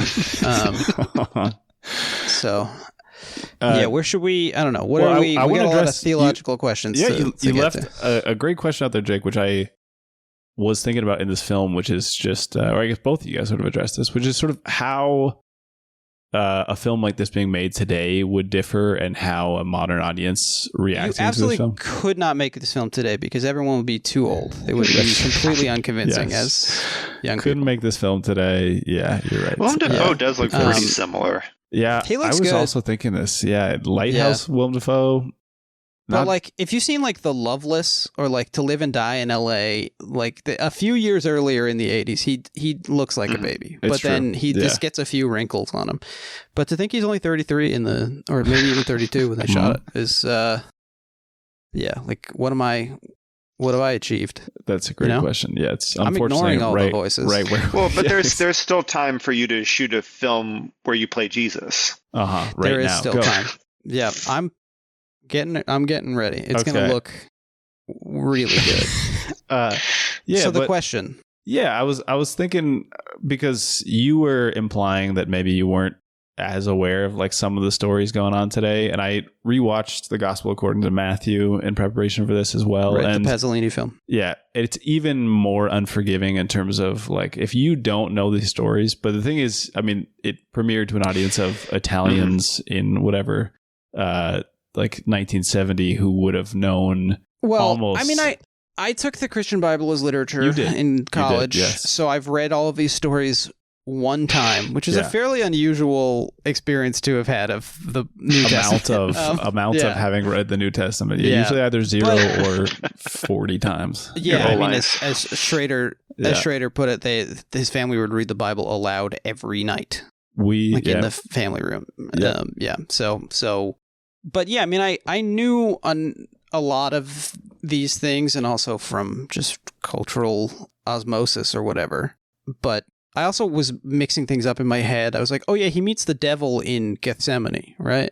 And like, that's what I mean. I think it kind of part of how remixed this film is, or how remixed the novel is, does depend on you knowing that that's not Mary Magdalene in that story, or that's right. These things come from different versions of his I got a stupid life. question for you. Yeah. Which one is her name? Which one is her name? Is Magdalene her last name? Because he calls her Magdalene sometimes, but her name is Mary Magdalene, but his mom's name is Mary. There are a bunch of those. I was going to say, there's actually there's a famous 3 Marys, and those 3 Marys actually cover like 5 Marys from the Bible that we're not sure whether they're different Marys or the same Mary. So your question is not insane at all. I believe Magdalene is a reference to where she's from. I don't remember exactly. Okay, so it's like Jesus of Nazareth if you drop the of. It's like Leonardo da Vinci or whatever. Yeah. Right. Yes. And even the fact that she's a prostitute was like an invention of Pope Gregory like 300 years Right. Well, and later. so much of the what is held to be like canonical within the Jesus story was invented in like 481, and then something that people started saying in the 1300s and has become, it's like, when you go to Europe and you see like a reliquary and they say this is actually a fake, but it's a fake that's been here since like the year 900. So it's real. Like it's a historical fake relic. Exactly. It's a real something for sure. Yeah, it's a real something. Yeah, I don't know. I was going to say, I mean, I think that's to me why, not that the film has faded in power. I think in some ways probably more people are open to viewing it as like as a sort of investigation of a person that maybe humanizes Jesus more for people, and that's powerful in its own way. But I think one of the experiences that I had watching this film for the first time is you get kind of like the re-encountering of a story that is supposed to be happening at church, right? Repetition and like cyclical reintroduction is a huge part of every religion. I feel like basically. Re-encountering is one of those like spooky cultish words that you would hear coming out of kids coming back from Campus Crusade for Christ or something. Oh, yes, yeah. Yeah. Should we talk about Campus Crusade for Christ for a second? Sure, we can. Yeah, definitely. Okay, so Bill Bright is this guy, he was an American evangelist who founded the Campus Crusade for Christ, which was a big fucking deal at UCLA. Huge deal, and yes. I thought that was weird at the time because I was like, I came to LA to get away from the church people. And then so many people I knew at UCLA who were like very nice and otherwise not weird would be like, yeah, I'm going to go to Campus Crusade for Christ tonight. And then then tomorrow we'll drink all that Mike's Hard Lemonade that my brother got us or whatever. Yeah. Yep. But one of the reasons that it was so big there, I think, is that it was founded at UCLA, which is very strange to think about. And also, you and I went there and Paul Schrader. Yeah. So it's all connected. I did have a whole bit about how, like, is Pauline Kael the John the Baptist to Paul Schrader's Christ, but we can't get into it. I mean, compelling, yeah. But this Bill Bright guy, so he, from my understanding of it, he is kind of like, his big innovation is that he combines like 50s and 60s sales innovations with the spreading of the gospel. Yeah, that is very much how it's, where like, you get the sense from your floor mates, who I also had some lovely floor mates who got me out to one of these meetings, like they were supposed to invite 10 people so that 2 people show up. Right. And they also, he literally devises this like, what's it called? Like the 4 spiritual laws. He works with a literal salesman to cut like the elevator pitch for Christ down to like 4 taglines. Rob, are you familiar with this at all? I am not, no. Okay. Because this is like a yeah, okay. Well, first of all, God loves you and has a wonderful plan for your life. Okay, sounds good. Tell me more. Man is sinful and separated from God, thus he cannot know and experience God's plan for life. At this point, I'm out, but fair enough. And then the third one is Jesus Christ is God's provision for man's sin. First of all, this is not a use of provision I'm terribly familiar with. Already you failed. Sure, yes. It's God's provision for man's sin, through whom man can know God's love and plan for his life. And 4, we must receive Jesus Christ as Savior and Lord by personal invitation. Here's what's funny to me about these types of formulations. Non-Christians think these things are like kind of creepy and imposing generally. Right. Well, one of the classic like markers of a cult is like redefining words. So already when you're using words in ways that are unfamiliar to me, I get, in the parlance of our time, I receive the ick. But I would also say that traditional Christians also hate this type of stuff because this is like not real religion to them, basically. Right. Well, it's like sales talk religion. Yeah, exactly. But anyway, Campus Crusade for Christ. Yep. Big college way of like keeping Christ in the college. They're big. They staged a lot of counter protests during all of the like New Left and SDS protests of the 60s. They literally like try to astroturf like a Jesus movement at Berkeley that has some other name, and they put out records that sound like hippie music, but it's about Jesus. Like it's all very it's very like calculated. And of course you must be thinking Campus Crusade for Christ. That seems insensitive to, for example, Muslim people or people from on the Middle receiving East. end of the Crusades. And they noticed this too and changed the name in 2011.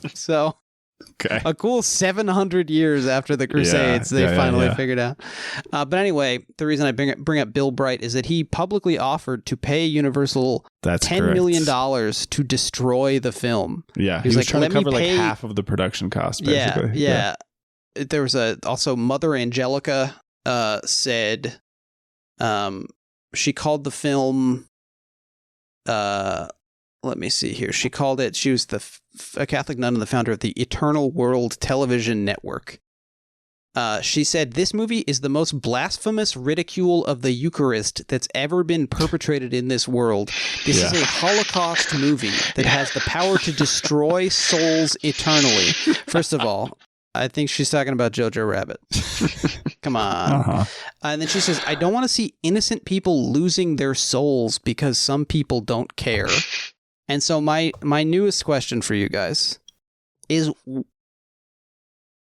they weren't going to show this at drive-ins. Like, you have to pay money to go into a closed room to watch the movie. So I'm also confused about, like, is it your responsibility as followers of Christ to, like, destroy any attempts by sinners to tarnish his name? Like, why not just let them go to hell? Well, that's about it. Typically a critical part of this is that you are trying to spread the word and help people's souls be saved. But they were also sending death threats to, like, there's Jewish movie some executives. Inconsistency sometimes. Sure, yes. okay. Someone's a fundamentalist, yes. Right. Yeah. I don't know. I'm confused also by the fact that, like, I mean, as Scorsese says in this essay he writes for a critical, a collection about the book in 2005. He writes an essay at the end that says, "As if belief and faith were that flimsy, as if the image of Christ could not withstand interpretation," which, seems like a pretty reasonable and, like, thoughtful way to put it. But, like, Schrader's accounting of all this is, he's very, like, he just says that all these people saw this as a great opportunity for fundraising, which probably correct. But, like, taking to bring back my question about Louis Althusser, like, not everybody making a sign that says, like, Wasserman killed Christ or whatever knows that it's a fundraising opportunity. Like, yeah, I would say that too. Maybe that is a consideration, but I also think lots of like parish level priests probably were warning people because they genuinely thought, like, this will drive people away from the real story of God, or this will create like a excessively human vision of Jesus Christ or something. So I don't know that it's fully disingenuous, but I do agree with Schrader that, to me, like I said before, and I will say this is part of my understanding of, like, leftist theory, is that the theory is not like an extra thing. I mean, I know it's kind of a boring thing to get involved with, but the like reading through, understanding the fine details, talking about what the downsides of a capitalism are, really beyond just saying, like, capitalism is when your boss is mean to you or something, right? But really understanding, like, what it means to say that this type of system incentivizes, like, fundamentally mistreatment of people, or I think I learned this from the people who have a much healthier interaction with texts in general, but, like, religious texts specifically, and saying, like, look, we try to understand this because this is how you form a meaningful relationship with these ideas. And I don't know if that's true for you, Rob, but I respect any type of art or text that deals with these ideas in a way that says, like, well, how do you struggle with how this actually appears in the world, and how do you struggle with the ideas behind it, and all these big questions? Yeah, absolutely. I mean, in after I watched the film, I was just going back through some of, well, I'll say this part first. Just going back through some films that it reminded me of, right? Like, thinking about Silence, of course, that's Scorsese.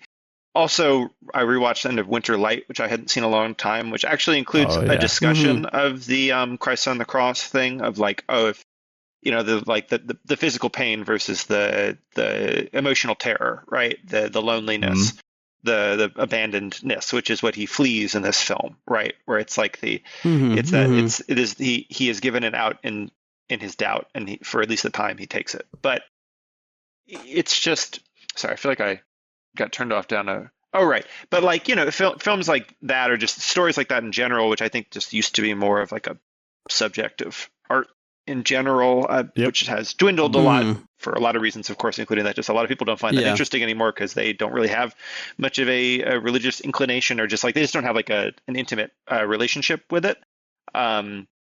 But works like that were always the ones that appealed to me as well when I was younger, and then, just aging or whatever, because, as if I don't continue to age. What do you call a saint when their body has stopped decaying? Oh, that's a good question. It's like a It's street not joke. It's not perfected. There's another word for it. Oh, I know. Damn. Petrified. A lot of disappointed I know. church teachers. Even just here. a lot of like me going to a lot of churches and seeing a body and being like, wow, that thing's in there. What's the word for it? Anyway. Mortified? That's what Jesus is doing in this film. But I don't know. Well, but anyway, I think that was a real tangent for a word I cannot remember and I could look up, but I won't. But perspective. Well, I probably should. But anyway, it was for a dumb joke about me aging and dying all the time. The point is, like, I think that the second part of that, like, just per your question, Jake, is I'm not going to go on some whole like kids today woke culture thing. I do think that there is like probably has always been in mass culture like a real fear of like pollution, right? Of like intellectual or like ideological pollution from film. Right. I think literature gets there too. Obviously, visual art in other times when that mattered a little bit more, which I think goes on today as well. Just it's just different people interpreting these things in different ways, right? But there's this idea that like if something is presented to you, which is like not only like offensive to you, but like anathema to your worldview. And that can be something which is like quite disgusting, like these are things that like can be engaged with and interpreted in ways that like one finds abhorrent. But like I think for some people, there's quite an attitude of just like, I got to keep it away from me. Like I just like I have to keep it out. Right. It's a repulsion thing. It's like it'll taint you. It'll but it's like once it gets in, I can't get it out again. Okay, sure. Like me when I shake a stranger's hand. And like, by the way, is the word incorruptible? That's it. Incorruptible. Yeah. Okay, got it. That's what it is. I looked it up, but okay. So I'm with you. I'm following this. I have a question now because I see like, for example, the Charlie Hebdo thing. Sort of half and half the pronunciation there. Forgive me. It's okay. Like obviously, I think murdering cartoonists is to be discouraged. Yep. I don't think this official position of this podcast. Don't murder any cartoonists. Don't murder any cartoonists for the cartoons. At least, like they might be doing other stuff, but at the same time, that seems like a deliberate provocation. And a deliberate, like, the position of a French person mocking and specifically, like, doing something that almost exclusively, the Muslim world almost exclusively, like, very nice, reasonable people who are saying, hey, please, we would prefer it if you didn't do this. It's, like, very disrespectful to our religion, and we're trying to live as part of the international community or whatever. So if you don't mind, can you not it's like an unserious engagement with their ideas. It's not like trying to understand while also continuing very virulent currents of Islamophobia that were and are in French culture. Yes, burqa bans. Yeah. So there's that side of it, and so I understand the anger toward that, but this is a man who's like very open about his faith, both Kazantzakis and Scorsese and Schrader are all three, like deeply publicly engaged with Christianity. Schrader in the Schrader on Schrader, he mentions like several first millennium like heresies and like schisms of thought on. Yeah, he's talking about like the Council of Nicaea and what the dividing issues there, basically. Yeah, he knows his stuff, and like this is a film that is exploring their interpretation of faith and like them trying to relate to the personhood of Jesus Christ, and it's just like it's very confusing to me to meet that with the same anger you would bring to pissed Christ, which is also like funny and cool, and it's a totally different thing to do that to Christianity than to do it to Islam when you're a French guy. But like, I don't know. I'm baffled by this. Like it seems like alien behavior to me, and I wonder if you guys can shed any light on like specifically wanting to murder the people who do this, who are as opposed to just like I mean, there were also calls for boycotts or whatever. Right, more reasonable, we could just say. It is pointed out in the Lindelof book, the Hollywood Under Siege, that most of the people marching down Lancashire did pay to park at Universal Studios. Okay. They made like $5,000 on parking fees for like a 1 hour protest. Rob, you want to take a shot at this? Yeah. What's going on? Why are people mad about this? I mean, I think it's partially, I have to imagine it's partially to do with like, I don't know. I mean, it's a little bit of, what you quoted in like the Campus Crusade for Christ stuff, right? Like evangelicalism, and obviously there were Catholics as well, like the nun and all that. But like thinking about evangelicals and like evangelical cultural products and like the protests that seem to happen around them, it's like there is that bit of like you have to affirm it yourself, right? You have to sort of take it on yourself. It's not exclusively. Well, I don't know. It's the institution operates differently. You operate differently as a person who belongs to that institution. Sure. But that is even like maybe talking around the like why. I guess it's sort of like because I guess in its way, there were the mentions of like damnation and all of that some of these people brought up, the idea that people would be corrupted by it. If put in a cathedral, their bodies would absolutely decay, unfortunately. But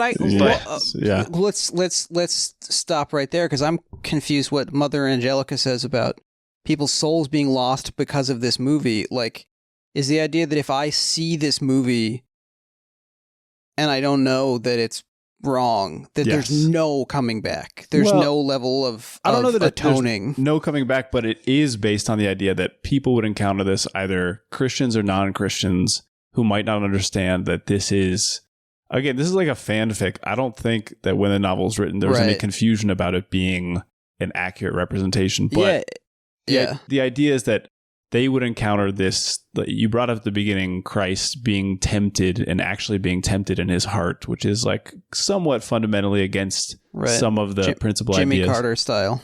Right. Yeah. Exactly. Yes. But the idea that this figure has very specific significance, and if you are undermining what that figure means, then maybe you're not going to end up understanding like what the message of the Bible or what the message of Christianity is. And again, I'm not defending that as a reason for why you would become so virulently against it. But I will say that there is kind of a gap in understanding, I think, between people who believe in a religion and people who don't or have never believed in any religion, where it permeates a lot of your life. And I think it's hard to understand like how much it feels like it's undermining like the very tools that you have for understanding your world and trying to help other people.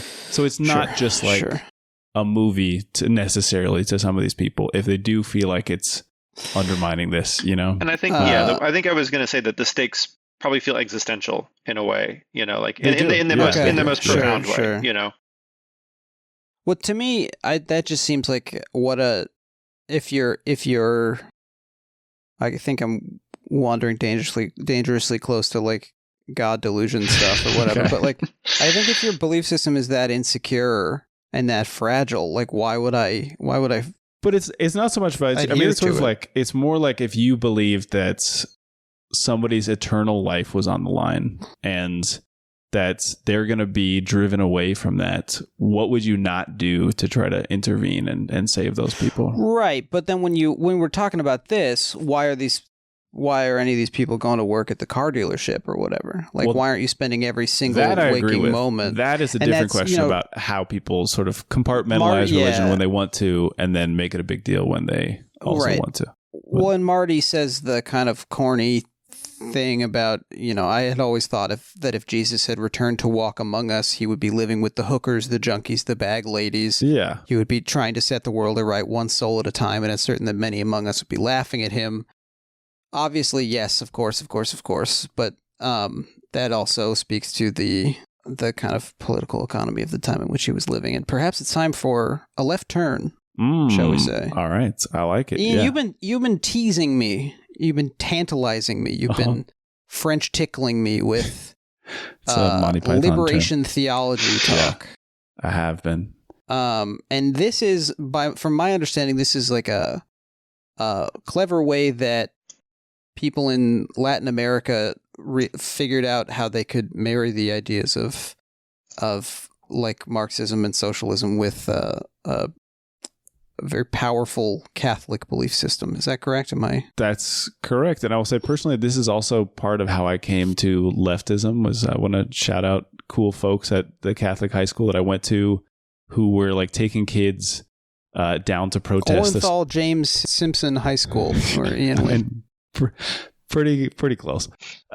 They were taking kids to like go protest the School of the Americas, which is one of those like from Blue Beetle. Exactly. So shout it out in the Blue Beetle movie. Yes, that's real. That movie's kind of interesting.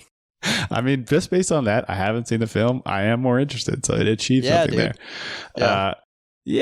There is like this very active and particularly active, like you're saying, post like Operation Condor, post like intervention in Central America and South America, where a group of Catholics recognize some of what you were just describing, some of that idea that like Jesus was invested in tearing down people who would use their wealth for personal gain, or was turning like the tables. Exactly, or was trying to protect people who have suffered and create a better system. But they use that to support, in some cases, like very specific revolutionary activity in Guatemala, in Nicaragua, in Chile. And this did put them like kind of in opposition sometimes with the Catholic Church. There were some priests in the Sandinista government who were like excommunicated basically because they were told either you have to abandon your like John Wick. Exactly. That's exactly right. Yes. I think maybe they were copying the John Wick thing. They thought that was cool. Yeah. So these people, I was surprised a lot of the imagery from this movie seemed ripped directly from that Ricky Gervais photo shoot. Yeah, that's so weird. I didn't realize Schrader and Scorsese. Yeah. So, I mean, to me, this is a very cool idea of saying, all right, if the Bible is saying these things, then how would we actually put that into practice in real life? And that means not just kind of like a vague, what I will somewhat despairingly say about the church that I grew up in, sort of like left center-ish, sort of like... Right, this is why we have to like raise money for Ethiopia unhoused people. Or Yeah, but not, tear down the system that allows this situation to continue. Yeah. Yes. And what they said is like, well, if all these things are true, then you should be laying your life down to basically disrupt capitalism and disrupt like American imperialism. And I think to me, that's pretty cool. And if we're talking about ways that the church can be meaningful in somebody's life and drive them towards like a set of virtues that become operating principles, I think that's very rad. I don't know, Rob, what do you think about all this? I mean, I know a bit less about liberation theology than you do, though. Of course, similarly, a thing that when you're like, when you're a left-leaning person who finds themselves grappling with this, you gravitate towards things like that. You come across it, and there are American equivalent. I mean, they're not American equivalents in terms of like revolutionary activity, right? But you have Dorothy Day here in New York, and you have the Plowshares movement, which is ongoing. Anti-nuclear activity. Climate change is an Ian aspect. likes to shout out. Glide Memorial in San Francisco. It's come up on the show before. Food Not Bombs, I think, is maybe Christian in origin. I'm not entirely sure. The Catholic workers still like ongoing as a thing. There are some houses in New York that seem to host like weird, downtown lit scene things where they're like free cigarettes provided by, and it's like, what are we doing here? But funny. It's like they are these like. I don't know, the Catholic Church being what it is, a massive international institution that's been around for a very long time. But, it's like, one way you could say this positively or negatively, right? Like that it has found ways to sort of swallow potentially like to contain dissenting movements inside of itself, right? Like if we're going back in history, the Franciscans and other people like that, though, of course, they did expel other groups that were seen as like, conflicting too much, but it also means that like it's a massive institution with sub institutions that like has this like plural aspect to it, that can make art like this make sense, like with this sort of an orientation, or that makes sense within like a religious perspective that is still, I don't know. It's like as we were saying before, like religious art just is like so much less of a thing now, at least outside of like pabulum, or pablum. I guess is a way to say that. You don't say the other U in there, but like there's still like potentially a role for it, right? Like if you're thinking about, I think First Reformed is a film that like very much engages with this, right? Like if you have this sort of like overriding moral sense. That comes from something beyond just like the immediate, the material, the social, like, it has these other applications. And of course, like that can be terrifying, right? Like that's any zealot, in the film, but any prophet, it's those things can be really very terrifying, but they're also like part of the basis for the abolitionist movement in the United States, right? Like the Second Great Awakening is so foundational to that, because it involves like a fairly large group of people in the Northeast saying like, we understand like both the like social and economic foundations of this system, and yet it is still evil, which is of course why guy loves the Northeast. Yeah, I know. What's that? Picking up on what's that about? I feel like this guy's mentioning the Northeast a lot. I've caught this as well. I'm a big fan of John Brown. He was an evangelical Christian, right? Ian's display name on Twitter for a long time was John Brown's buddy. It still is. Is it still? Yeah. He just doesn't use the website. Just something that this drove me back to. Yeah. And there's like an essay that's adapted from it, but David Bentley Hart, I don't even know what he is. Is he like a theologian? Is he a philosopher? He publishes like 10 books a year, and he has a very active Substack. But he will occasionally. He's a poster. Sounds like he's a poster. Yeah. I think he wrote like a New York Times opinion article about why it's like morally evil to support the Yankees, I think. That I didn't know about. I kind of like that. Raised in a Mets household, so born losers. Okay. But but like I was just going back through the introduction, because he did a translation of the New Testament from the Greek a few years ago. There was an essay that was adapted kind of from this introduction that ran in Commonweal, actually.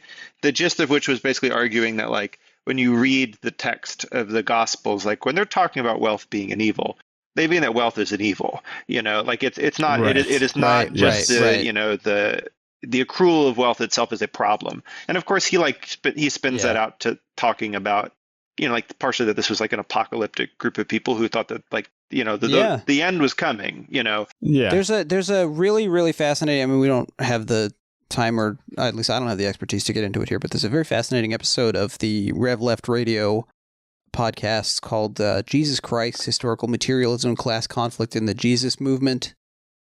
Which features these guys, James Crossley and Robert J. Miles, who wrote a book called Jesus, A Life in Class Conflict, which like is really getting into the historical materialism of the Jesus movement and its moment, and like all the other Jewish millenarian movements. Like the Life of Brian thing is very real, where like there were a lot of guys, other messianic cults that manifested, and like one of them took, and whether or not you think it took because he was the son of God or not, he took and like and it gets into like the context of anti-imperial action against the Romans. Yeah. Yep. And there's all kinds of shit going on in this movie where with it being shot in Morocco but standing in for like first century Palestine. And I think the casting of David Bowie, like the very blonde, very British man, as basically the only Roman we really hear speak, as Pontius Pilate himself, is very effective. And there's that line he says, "It's one thing to want to change the way people live, but you want to change how they think, how they feel." And Jesus says, "All I'm saying is that change will happen with love, not with killing." And Pontius Pilate says, "Either way, it's dangerous. It's against Rome. It's against the way the world is. And killing or loving, it's all the same. It simply doesn't matter how you want to change things. We don't want them changed." He's putting a Molotov cocktail in my hand, essentially. He's pointing out the police car, and he's winking with his two different eyes. You know? That's it. It's there's really radical stuff in this movie, and it's funny that none of that is was objected to by no. Sure, it's just any of these people. It's just like the part where Jesus has like a fantasy about a pretty lady. But just to quote just briefly from the introduction, but just something that he says, like partially in the essay, he sort of, my memory is that he sort of ends up concluding that like the success of Christianity like killed itself, like it, like not even in like the 20th century sense, but in the like, it meant like just in order to continue, it had to give up things which were fundamental to it in the beginning. And while like those are sometimes recapitulated or like extended by other means, like desert, saints or, the Franciscans, you have these ascetic movements, but it has to, in order to succeed, it has to become an institution. In order to become an institution, it has to adapt itself, which is, there's much to be said for that, I suppose, just like if you want to succeed. But just his quote here that I find very interesting is that like, the first, perhaps most crucial thing to understand about the earliest generations of Christians is that theirs was an association of extremists, radical in its rejection of the values and priorities of society, not only at its most degenerate, but often at its most reasonable and decent also. They were rabble. And at the end, it says like, talking about how people tried to, find ways to approximate that. But like, I doubt we would think highly of their kind if we met them today. As a rule, very few can live like that or can imitate that obstinacy and perversity, Love that. I mean, I think the film does a really good job of conveying this. Like the John the Baptist scene is downright frightening. Like it's very, I think Scorsese's a big Ari Aster fan. It's got Midsommar vibes.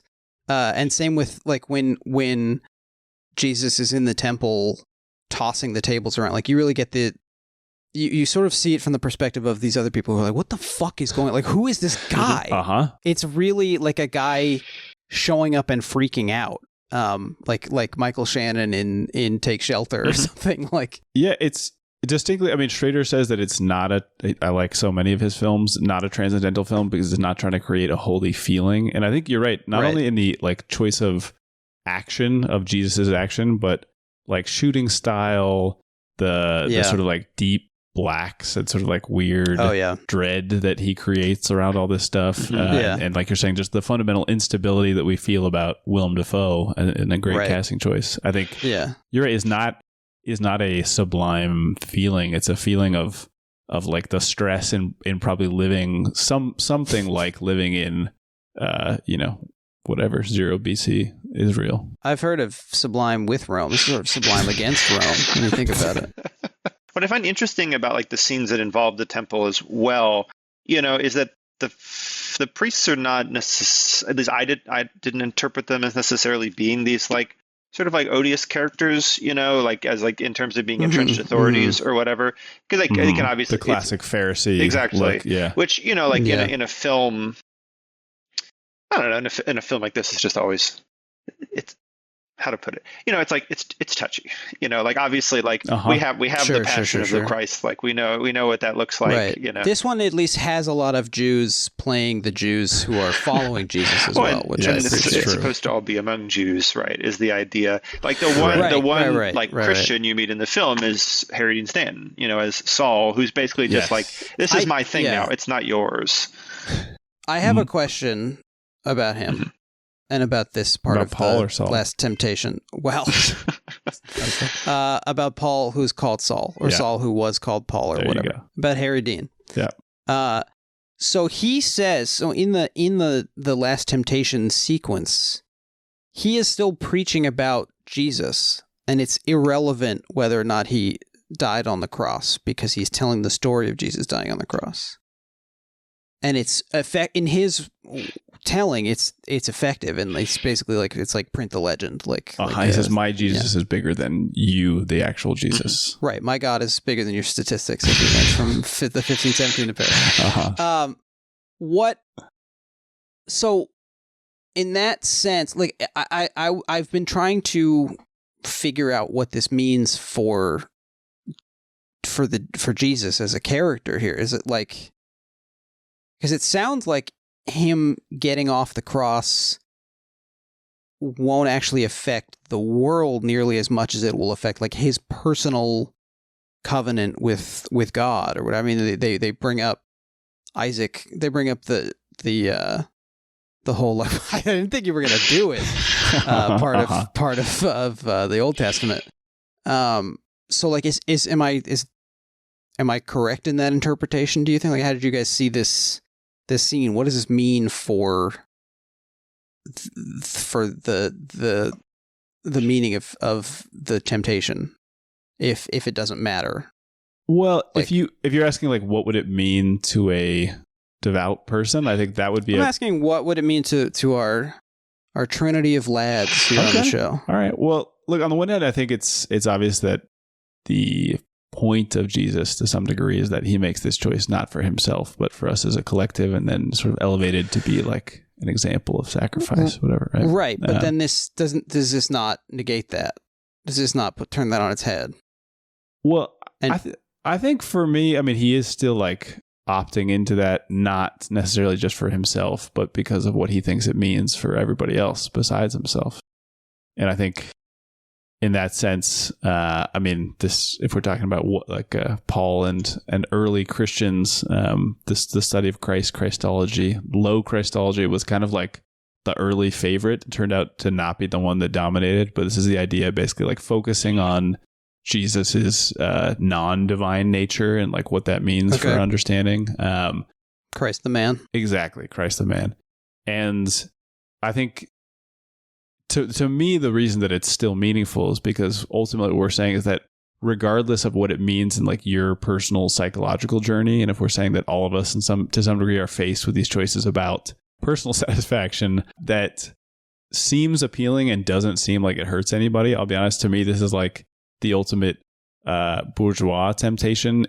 I don't think most of us are tempted to like do capital E evil, but lots of us are tempted to make a decision that looks like a comfortable life, where maybe we make one person happy, and isn't that kind of fine? And what's everyone has his reasons. Exactly. Yes. Sort of like we can't fault somebody for making the choices, but not recognizing that we do live in a historical world and a world that goes beyond ourselves and our personal psychology. And even though we experience the world subjectively, we have to understand like what it means when we take certain actions. So I don't know. To me, it's still meaningful, but I don't know. What you guys think? Well, I guess, there are a couple different ways of looking at it, right? Which is that, in the most, I don't know, like accepting like the theology of the film, for example, if it were to be said without the actual action being done, right, it would be a lie.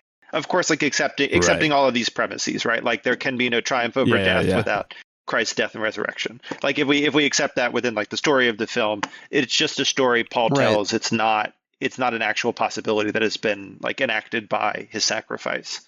It's another empty revolution, basically. Yeah. Right. But like, as I see it, for example, like me, Jake, in 2024. Mm-hmm. The other day I said it was 2019. I was so confused. You're trying to go back to the good days, I guess. I'm just trying to. I think my son is my husband or whatever, like that kind of thing.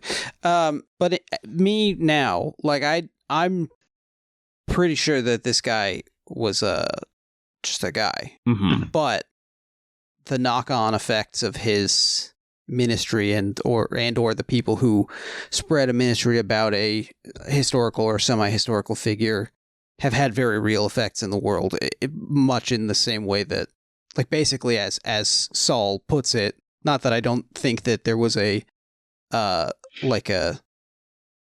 rabbi in first century Palestine who got crucified because he was threatening the status quo. Like, I totally believe that happened, but I believe that was the end of it. That, doesn't negate the power of the belief system as a way of understanding the world that it has had, major influence. Mm-hmm. So, like, I guess then to me, what is kind of moving about this part of the film, as I understand it, to the extent that I do, is that he decides to die on the cross anyway because he has this sort of, like, it then becomes personal. it becomes a thing that he has to do because it's sort of important to him to do it. I don't know. Yeah, but I like Rob's point, and you tell me if I'm characterizing this correctly, that we could say that either way, maybe it arrives at the same effects. But if we're talking about the foundation of a movement or being able to identify somebody as like a source of moral principle, then there is actually a value in having somebody make the real choice. Like you're saying, regardless of sort of what the effects become. I mean, if I can go 20th century social revolution discussion for a second, there are problems when you get people excited about something that they don't really understand that well, and then maybe turns out to be a kind of a semi-falsification, and it, you know, we could say that it has material effects as well. But I would also just say that if we are actors who are meant to understand like some type of I'm not much of like a virtue ethics guy, right? But I guess if we're meant to make choices based on, like, for me, like normative principles that we think other people should also be making those choices, then sort of regardless of what you think other people are going to believe about you, there is some meaning in just committing to that anyway. I don't know. Yeah, no. I mean, I believe that. I just think like it then becomes about this man's like personal experience of God rather than his experience of like being everybody's sacrifice. Sure. You know? Yeah. But he sort of has it's the final moment in his body, right? Like it's the final aspect of his humanity that sort of has to be shed ultimately. And which is sort of how that even just like the light flickering on the film feels, right? Where it's like you basically have something that is like something intangible, light being captured by something physical, and then like as it goes, the film runs out is the idea, and then you're left with the intangible, no longer the tangible. Right, it's like the phenomena to noumena transition here, where suddenly it's like beyond, or the beauty of the world that we can't see, as he says in the film. Maya he. But you know, it's interesting too, thinking about this in light of something like Silence, as well as, I mean, not just because these are the three movies I watched in whole or in part today, but you know, no, that is exactly how we. I was on vacation until 1 a.m. today, but well, just like our flight got back late. But anyway, the end of Winter Light is so much, you know, like it's him sort of arriving at the church where there's no one. And, you know, except for like the people who are the woman who, you know, he has this tortured relationship with, who is just there because she's there with him. And then there's the organist who works there. And then I think like essentially like the sexton or whatever the name of the man, you know, like the employee is. And they're just like, oh, should we do this? Like, there's no one here. Should we even conduct this? And the idea is that he ends up doing it because there is sort of some essential meaning in the act, like both sort of like as like a ritual, but also just like personally, you know, in like terms of going through it something. And Silence is a film, right, where it's so much of it is about like I am outwardly identified like as a priest, and what they're asking him to do. And I think one thing that's so interesting about that film, which of course like it draws from the Endo book, which is quite a phenomenal book as well, but it's how frequently the authorities are just like what's the word they use? But the idea is it's like, oh, it's just a formality. It's just a formality. And yet they keep insisting on it, right? Is that they're just like, it's just a formality. Go do it again. Go do it again. Go do it again. And like for him, like, you know, his actions in relation to the formalities entirely like, I will resist it. You know, it's like my resistance is like the thing that is most meaningful. And then he sort of, in giving in to that, he sort of recognizes the more meaningful thing beyond it. You know, that is the going from the public enactment of the thing to like what it actually would mean to live it in the private, you know, and sort of where that goes. I realize I've just tied together three things that maybe I don't have like quite a common thread for. No, that's, I mean, it's funny given all the anger and like fury and fear that this film and others like it have engendered. Like the closest I get to sort of experiencing or wanting to experience the divine is like watching these kind of movies, like Bad Lieutenant. I remember feeling like, you know what, this is making Catholicism seem like something worth experiencing at the very least. Sure, yeah. Same with this movie. Ride. Like and you know, not to, I don't mean to embarrass you, Rob, but I was thinking about Christ as the Schraderian protagonist. We talked about this in somewhere in Schrader on Schrader. He says that he would have invented the character of Christ, yes, basically, if he hadn't. Yeah. But I was reading your very good piece on the Man in Room trilogy, Paul Schrader's American Carnage, I believe it's called, and you summarized the ending of Pickpocket very helpfully. And I was struck by this when reading it. I will read it now. The force of Michel's obsession, for so long channeled toward crime, is suddenly redirected. Only by running his criminality to the breaking point, by draining it dry, can he recognize another pursuit, submerged so long beneath the surface of the first. "Oh, Jean," he exclaims, "to reach you at last, what a strange path I had to take." Imprisoned, he surrenders himself to love. Which, like, that kind of sounds like the end of this movie. Yeah. Mm-hmm. It kind of sounds like the end of this movie.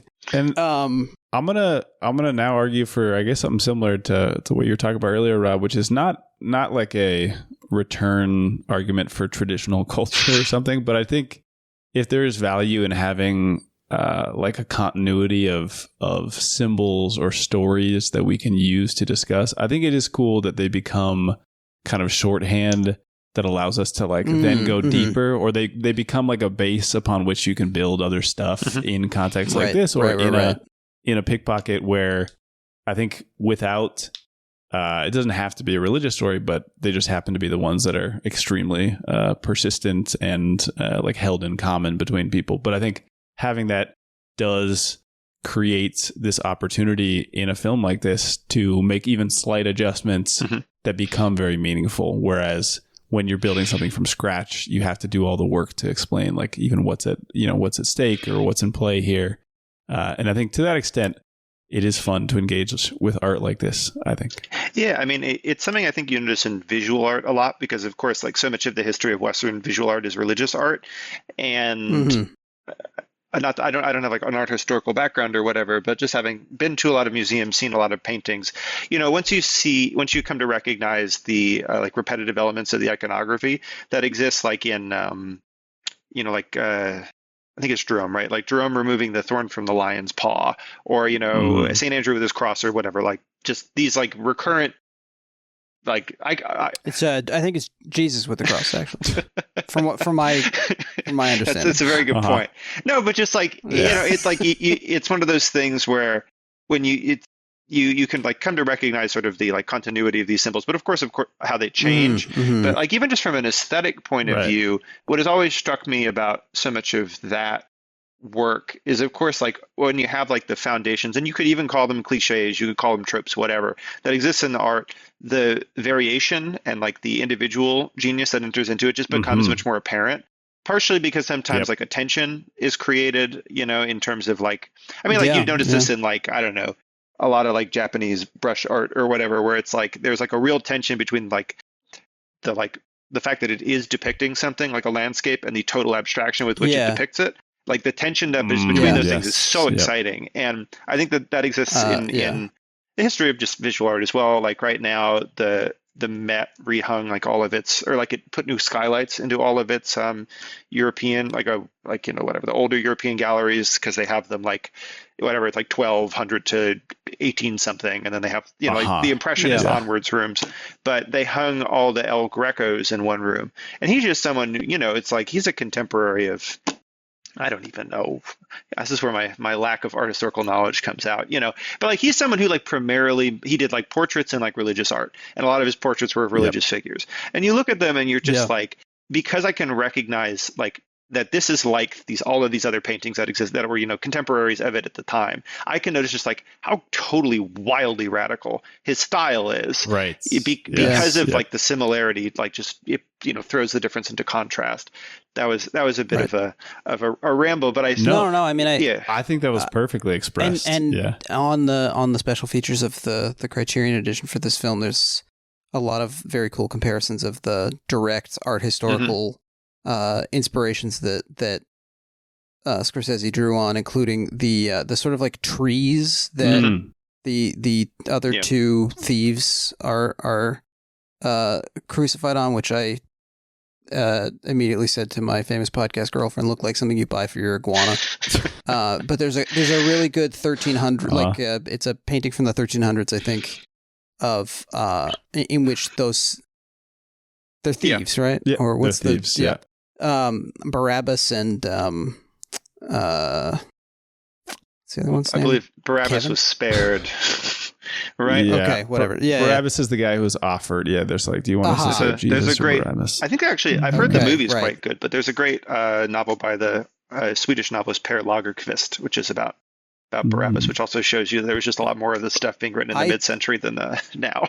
I mean, this was such an Icarus moment for me. I'm like, I'm going to pull out the Barabbas. Nope, different guy. Crucially, not one of those guys. Anyway, they're both impaled on those trees in the painting. It's really cool.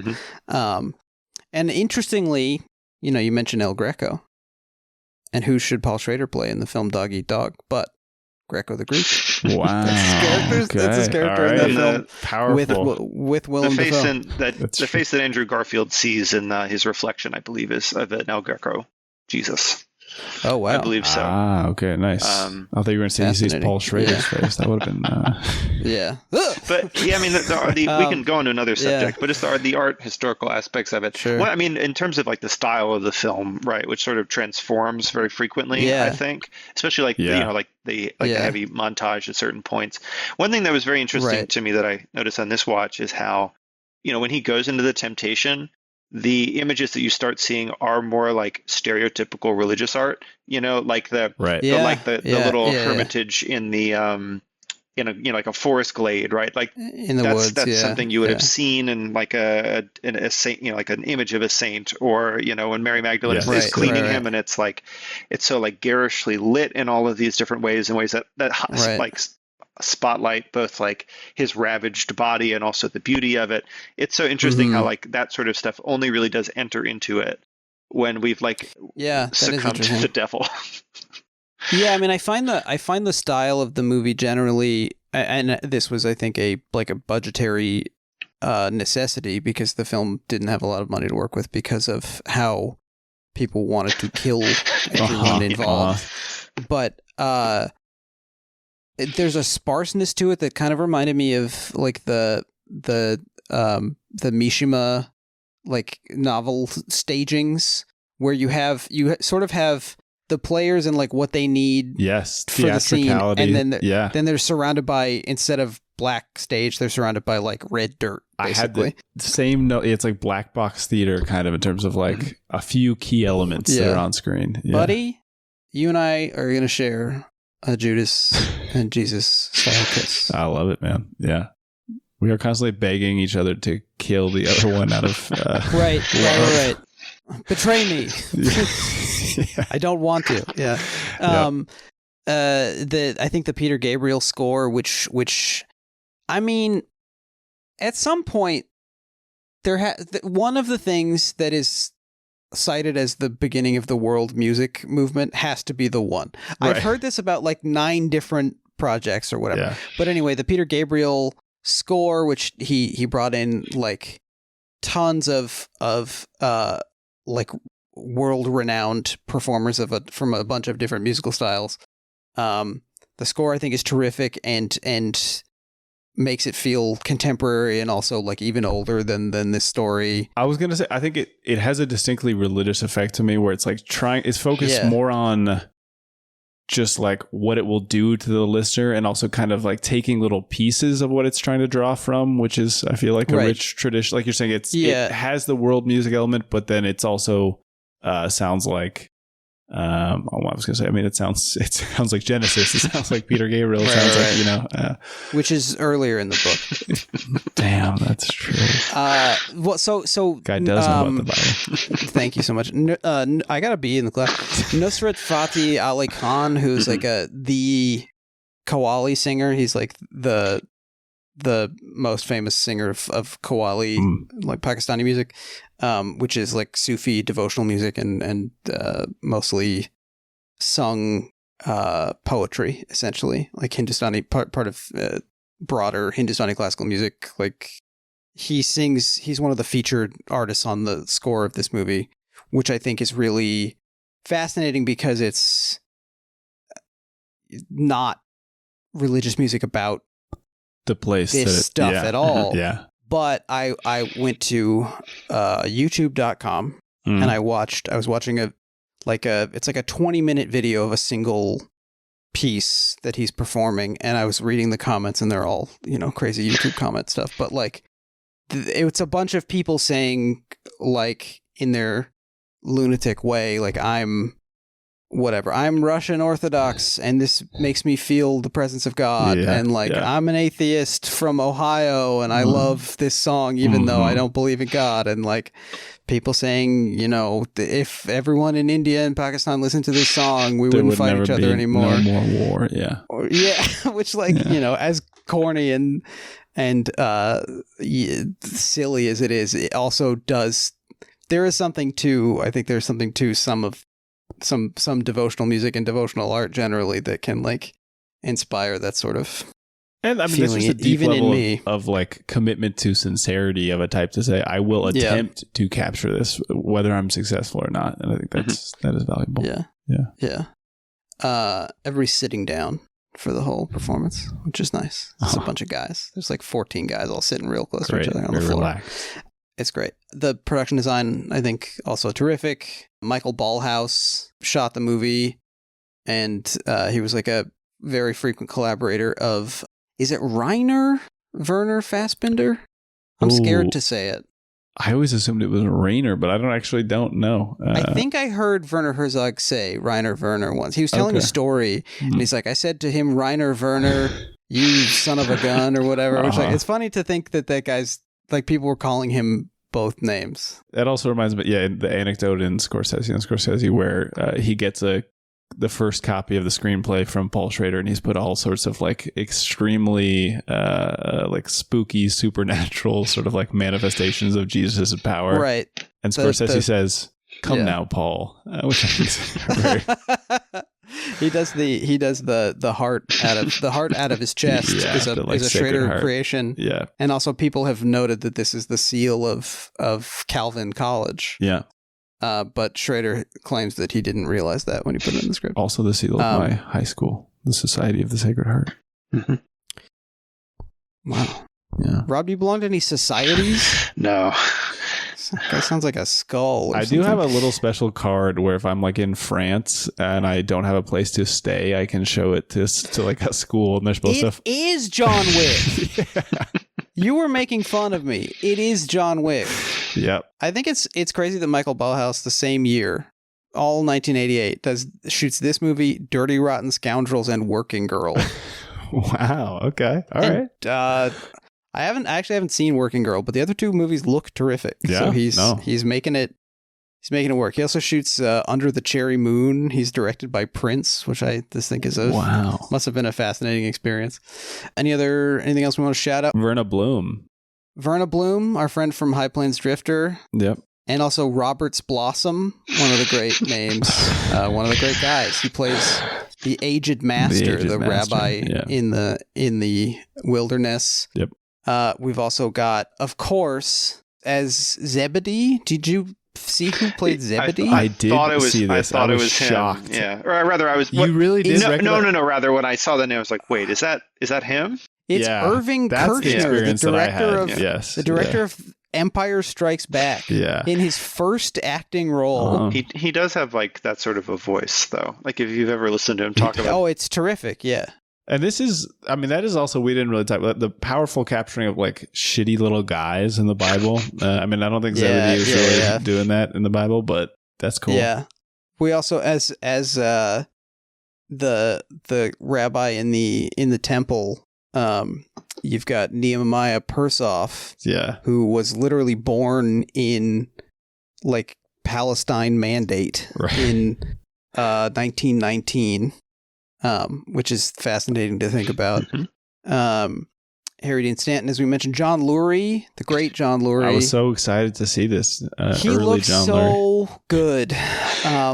I could look at him forever. Same with Paul Herman. Same with Victor Argo. Yep. Just like great faces. Some of the best guys to look at in the world. This captures to me, like I mentioned, the Pasolini. Pasolini is great because he selects a bunch of like crazy Italian looking people who seem like they could have been in the Bible. This is capturing like the energy of people, where John Lurie, there's a scene where he's like pushing people out of the way, and like he's like one of these down by law style like rough and tumble guys that you're like, yeah, I guess he was in hey. Yeah. Exactly. Yeah. John Lurie just like basically invented the Safdie brothers. He did. Yes.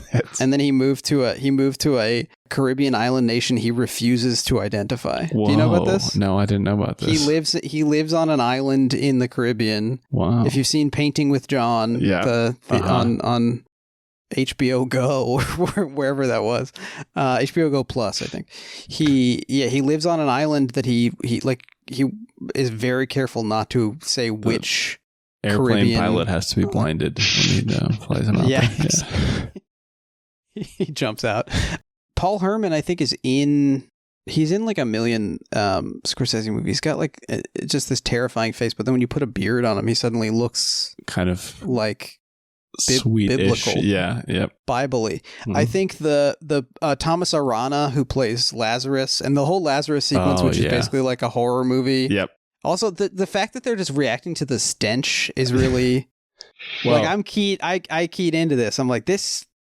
You didn't tell me there was stinky stuff in the Bible. Now I'm on board. Unfortunately, I gotta disagree with you, my friend. That is straight out of the Bible, where I believe they got stink in there? Mary and Martha say, "Don't open this; it's going to be so stinky." And no, people are not telling me. Like, you're not leading with the right stuff to get me interested in this material. But he's great. He's also the guy who mentions the DSB. Rob, do you know about the DSB? I don't This think is so. something that comes up. This is something that comes up in Schrader on Schrader. yes, it's very special. Well, we all know about it. Marty and Paul used this term to refer to the deadly sperm backup, which is the we did manage to fit erroneous this belief. into Raging Bull, but it comes up in Raging Bull also. But right, it does come up in here. Yeah. In the Schrader on Schrader section on Raging Bull, he talks about the like don't have sex before the match. Mm-hmm. In Rocky, the women ruin legs thing, but where he puts ice down his shorts. But in this film, Thomas Arana, as he's like not Lazarus yet, or maybe he's like, it's unclear whether this guy is supposed to be Lazarus because he's credited as Lazarus / crowd member. It's really weird. But he says basically like, this guy's crazy. He doesn't have sex, and all the sperm has gone to his head and is making him say he's the son of God or whatever. Yes, Does this mean that the whole like no fat movement for young men is going to create a new generation of messiahs? Yeah, that's why there's so many messiahs. Yeah, so they are really them, they are providing us with a lot of potential ways to live. You know, there are more ways to live than ever, I would say, probably. Any other stray stuff before we kind of bring this thing into? I was just going to straight up read from, there's this book called Politics of the Spirit about Kazantzakis' beliefs. And the quote that I think sums up his beliefs pretty nicely is, "Only socialism as the goal and democracy as the means will be able to provide a satisfactory and equitable solution to the terrible, frightfully urgent problems of the age in which we are living." And he said that in May 1945. So he didn't have like a kind of an abstract sense of socialism. I guess he was like a leader of a party for a while. And cool. So he knew what he was trying to do. He was walking the walk. Yep. Interesting. You guys ever been to Morocco? Seems like it would be cool to go, but you've been? Yeah. Wait, Cool. when did you go to Morocco? When I was 13. When you were a child? Okay. Yeah. The same like Europe trip I've heard about before, and you hopped over to Morocco, or what's it was a trip to Spain, and we went to Spain. I'm sorry, it was a Europe trip. Did you take the boat over from Tarifa? We did, yes. Yeah. It was extremely cool, I'll be honest. And having guys sell you like fresh goat cheese in the Moroccan market is unforgettable. I lived abroad after I graduated from college. I lived in Ireland. And I went for a year, and I went to Spain as part of that. And I was in southern Spain. The bus went through Tarifa. I didn't get off. I went to Gibraltar, and I saw Morocco from a distance while monkeys tried to steal stuff from my backpack. Yeah, I was going to say, did monkeys take stuff out of your backpack? No, we were cool. Yeah. I didn't give them anything, so they just sort of hung out waiting, you know? Oh, yeah. Fist bumped. Yeah. There was one who rode around in my backpack for a while. Wow. He was just, he was waiting, and I didn't give him any, so... That was kind of a last temptation of Christ moment. Could have lived. There's monkeys in this which is movie. why I thought, before I realized they shot in Morocco, I was like, wait, was this in Morocco? Because, it's sort of like the Atlas Mountains, right, is the area I assume they're shooting in. Greener. I assume. I have a question, though. Mm-hmm. Did Jesus encounter any monkeys? Because you don't really think of him as being in a monkey area. Like, it doesn't come up in a lot of the depictions, but, like... I mean, it's the same thing with like the European lion or whatever. Like, I don't know what kind of animals were where. That's a great point. There was maybe just like a monumental bird that they all knew about that just never came up in the Bible somehow. Yeah. I mean, it's for trade networks and all that, right? It's how the macaques ended up in Spain. Some kind of Phoenician pirate just like comes by and he's got a monkey that like lights his pipe for him. So basically, you're saying like, did anyone ever ask Jesus like, why is the banana perfectly designed for the human hand? Yeah, I used to love getting mad at those people when I was like 13. I recalled this. Right. I was talking to my girlfriend, and we thought about that very recently. We were like, wait a second, this was like such a thing when we were like 12 that we had to be aware of. Yeah. Yes. But then the next thing was, did you know that you're peeling it upside down? And monkeys peel it the other way. Yeah. Do you know about this? Monkeys peel it the other way. Yeah. So maybe they've evolved from us, is what you're saying. Well, I wouldn't presume to say that I've in any way improved from a monkey. Just that we've diverged, two different ways of. Yeah, it's like the NoFap guys. It's just a different way of being. The monkeys had the Messiah that taught them how to peel bananas the correct way. And I'll tell you what, I don't think any of those monkeys are suffering from a DSP. Let's bring this thing in for a conclusion for now. The end question mark, let's say. We of course have something we must do first. And Rob, I don't know if you know about this, but Schrader in talking about his next film, Non Compos Mentis, is I believe at least the working title. And he had this to say. I've never written a script about sexual obsession. And so that's the one I'm doing now. And so this is the sexual obsession check-in. This is where we try to determine if Schrader has written that many films that aren't about sexual obsession. This film, I would say there's a lot of... The air of sexual obsession suffuses the film and its reception. There's a great deal of obsession with the sexuality of the Christ. But I don't know how much it's in the film.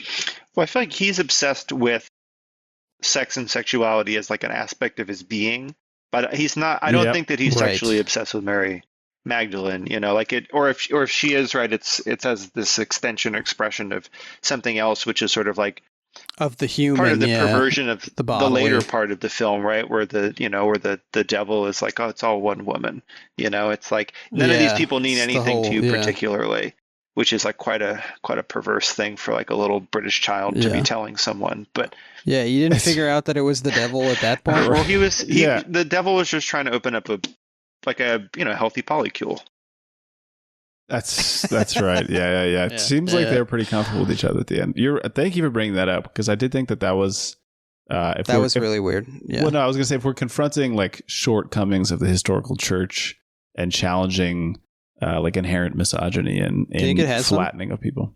Yeah. Shortcomings. But I don't know. I think it is a film about sexual obsession, even if the character isn't feeling it. I think I agree with that. Sure. It's a film about the flesh and being a powerful vol cell that drives women insane just by like... Right. With your very being. Yeah. So speaking of the church flattening women, at the same year that, or like a year before, Bill Bright was trying to buy this film, he was also involved in the founding of this, like, it's an organization, complementarianism. Oh, sure. Yeah. The Council on Biblical Manhood and Womanhood. Right. Yes. First of all, where's your sales guy? Workshop the name.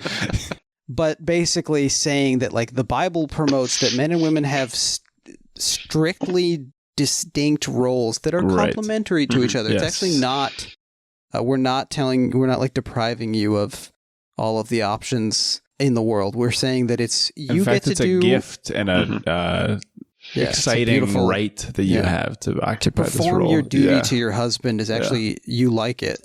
Yeah. They coined the term complementarianism in 1988. So these guys were only doing good stuff at the time. Well, that was a sexual obsession check-in. Can I say a little more about the body, actually? Please. Like, it's go for it. I sound like I'm in a grad school class. Like, I have some thoughts about the body.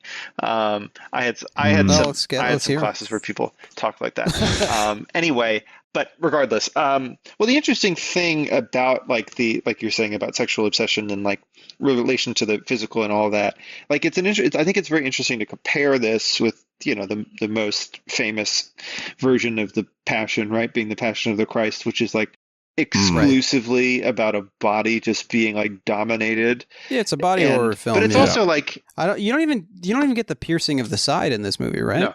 No, the spear of Longinus. No, we didn't. That would come later, right?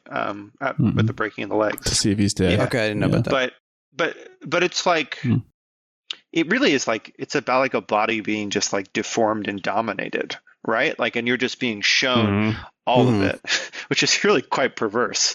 And I know it's supposed to illustrate, you know, certain things and all of that in terms of like you see the limits, like the extent of the suffering that was born for you and all of that. But of course, like as depicted, it's like it's pornographic. I don't know, you know, it like satisfies these really odd sublimated urges within people, which, like, you know, it's certainly this has been addressed in other film, right? Like I think about, have you ever seen The Long Day Closes, the Terrence Davies film? Yeah. Incredible movie. But I think about the scene when he's in the church and he's praying and he like sees Christ, like, because he's praying to the crucifix, which is on, you know, like wooden, but he sees like this male body, which is like floating in space with the nails being driven into it.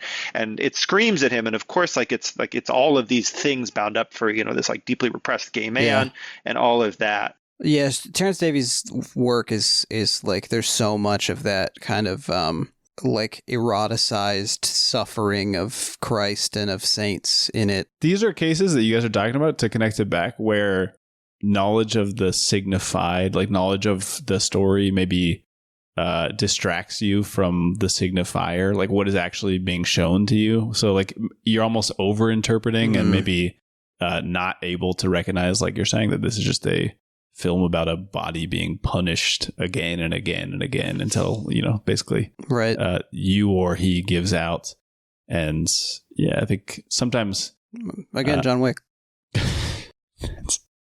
But, you know, this film doesn't do that really terribly much at all. Like you've got some of the scenes of the whipping and all of that. And I think the stuff with him carrying the crossbar through the streets is like, that's just astounding stuff. I think just from like a filmmaking perspective. Oh, you know? Man, and like bumping into and the way the walls, the way it doesn't fit through the walls, it's just like so. Scorsese is so good at finding. I mean, that's the, you know, great filmmakers are good at finding ways to like make it surprising, but also totally relatable. Yep. Same with when he attaches the camera to the cross as it's being lifted up, so you can see how high up the hammer it is. when it goes down to the nail. You know, but like even though you have those moments of like real like physical mortification, like sort of the astounding thing, which of course is why he's like a great filmmaker, and Mel Gibson, you know, Apocalypto is pretty good, but that's what I hear. I don't know. What am I saying? But, you know, it's like it's all like in the face, you know, like it's in like the real long slow motion shot of Willem Dafoe, right? Where it's like it is all in the person ultimately, which is sort of like incredible face, the astounding like emotional feat of the film, I think, you know. where like a passion play as depicted, or as like, as like Mel Gibson would wish to depict it or whatever, there kind of can't be the person there to like to experience it, in the same way that there can't be a person there to be tempted. Yeah, it would take away from the rote power of something. Yeah. You know who I thought would be great to play Jesus? Guy Pearce. Interesting. Okay. Because of his name. It's just a joke about his name. Oh, wow. All right, I just took you seriously, but you're right. That's quite good. Yeah. Guess I could have said Marsha Cross too. I don't know. I'm enjoying the graduate level seminar. Actually. Yeah, I feel like I could keep going. I could keep going forever, but I feel like we should let Rob go to sleep, and also you guys should go to sleep. It's pretty late for you too. It is. Well, thank you so much, Rob, for joining us today. I would love it if you could tell us about like stuff you're working on, where people can find your stuff. I do want to shout out those Japanese watercolors you were talking about. Go ahead and follow Rob on Twitter, reposting a number of extraordinary Japanese watercolors, including one of a monkey looking at the reflection of the moon that just like bowled me over. Talk about experiencing the transcendent. But what are you working on? Where should folks look for more of the Rob Rubsam good stuff? Yeah, so my Twitter account, I believe, is @Rob_Rubsam. I tend to tweet stuff out from there. I have a website as well. I don't know, I'm just freelancing around. I have stuff that should be coming from Poetry Foundation somewhat soon, and other places around. Beautiful. I don't know. You know what? I'm going to be really corny right now, and you can Please. Cut this. I'm looking for a literary agent right now. If any of this sounded interesting, I have a very long novel that I'm looking to get represented. Right. So if we could serve any kind of function, that would make me very proud. Yeah. So not going to cut this. No cutting. So if any literary agents are listening to this, first of all, interesting. Second, you have manuscripts you should be reading. Yeah. I was going to say, do you want this is do you want to be a part of the club literary agent who's listening to this stupid podcast? I don't know. Some people who listen, I've been surprised recently by, I don't want to blow up anybody's spot, but we received a very nice email from somebody, and I was like, oh, that's nice that somebody liked the show. And then I saw their email signature, and I was like, what? Just like he started the email by saying, let me be clear. And I couldn't believe it either. I'd like to produce your show. Wouldn't it be fun if Obama produced it? He probably put like First Reformed on his fucking movie list or whatever. I think wasn't it the card counter? Am I wrong about this? Oh, it was the card counter. He did put the card counter on. I think we jokes about him not knowing that it was a critique of Abu Ghraib. Yeah. Yeah. Pretty cool. I wish I had the weird camera when I was there. No, our listeners are cool and our listeners are smart. You're right. They are. Yeah. I'm a guy who thinks that Barack Obama was like present at Abu Ghraib. New conspiracy. Yeah. Well, thanks, Rob. Thanks for hanging out with us. Thank you so much for going deep on this. Thank you so much for having me. I really appreciate it. I'm ready to say it right now. I believe I accept. Okay. The Lord Jesus Christ. I'm kidding. That's rude or something probably. Anyway, remember to subscribe, rate us, write us a review. It helps us on the algorithm. If you like the show, tell a friend, tell your dad. Painted 100 times in perfect Latin on the Roman fortress or whatever. It's a Life of Brian joke for everybody out there. Follow us on Twitter and Instagram @Podcastiforme if you have any comments, questions, or concerns, or you're interested in co-hosting a 2-person Paul Schrader podcast. You can email us at podcastiforme@gmail.com. All of this is at podcastiforme.com and at shootingyourselfinthehead.com. Thank you to Jeremy Allison for our artwork. Next week, we're talking The Comfort of Strangers. It's going to be great. And I think we should all say it together. It is accomplished.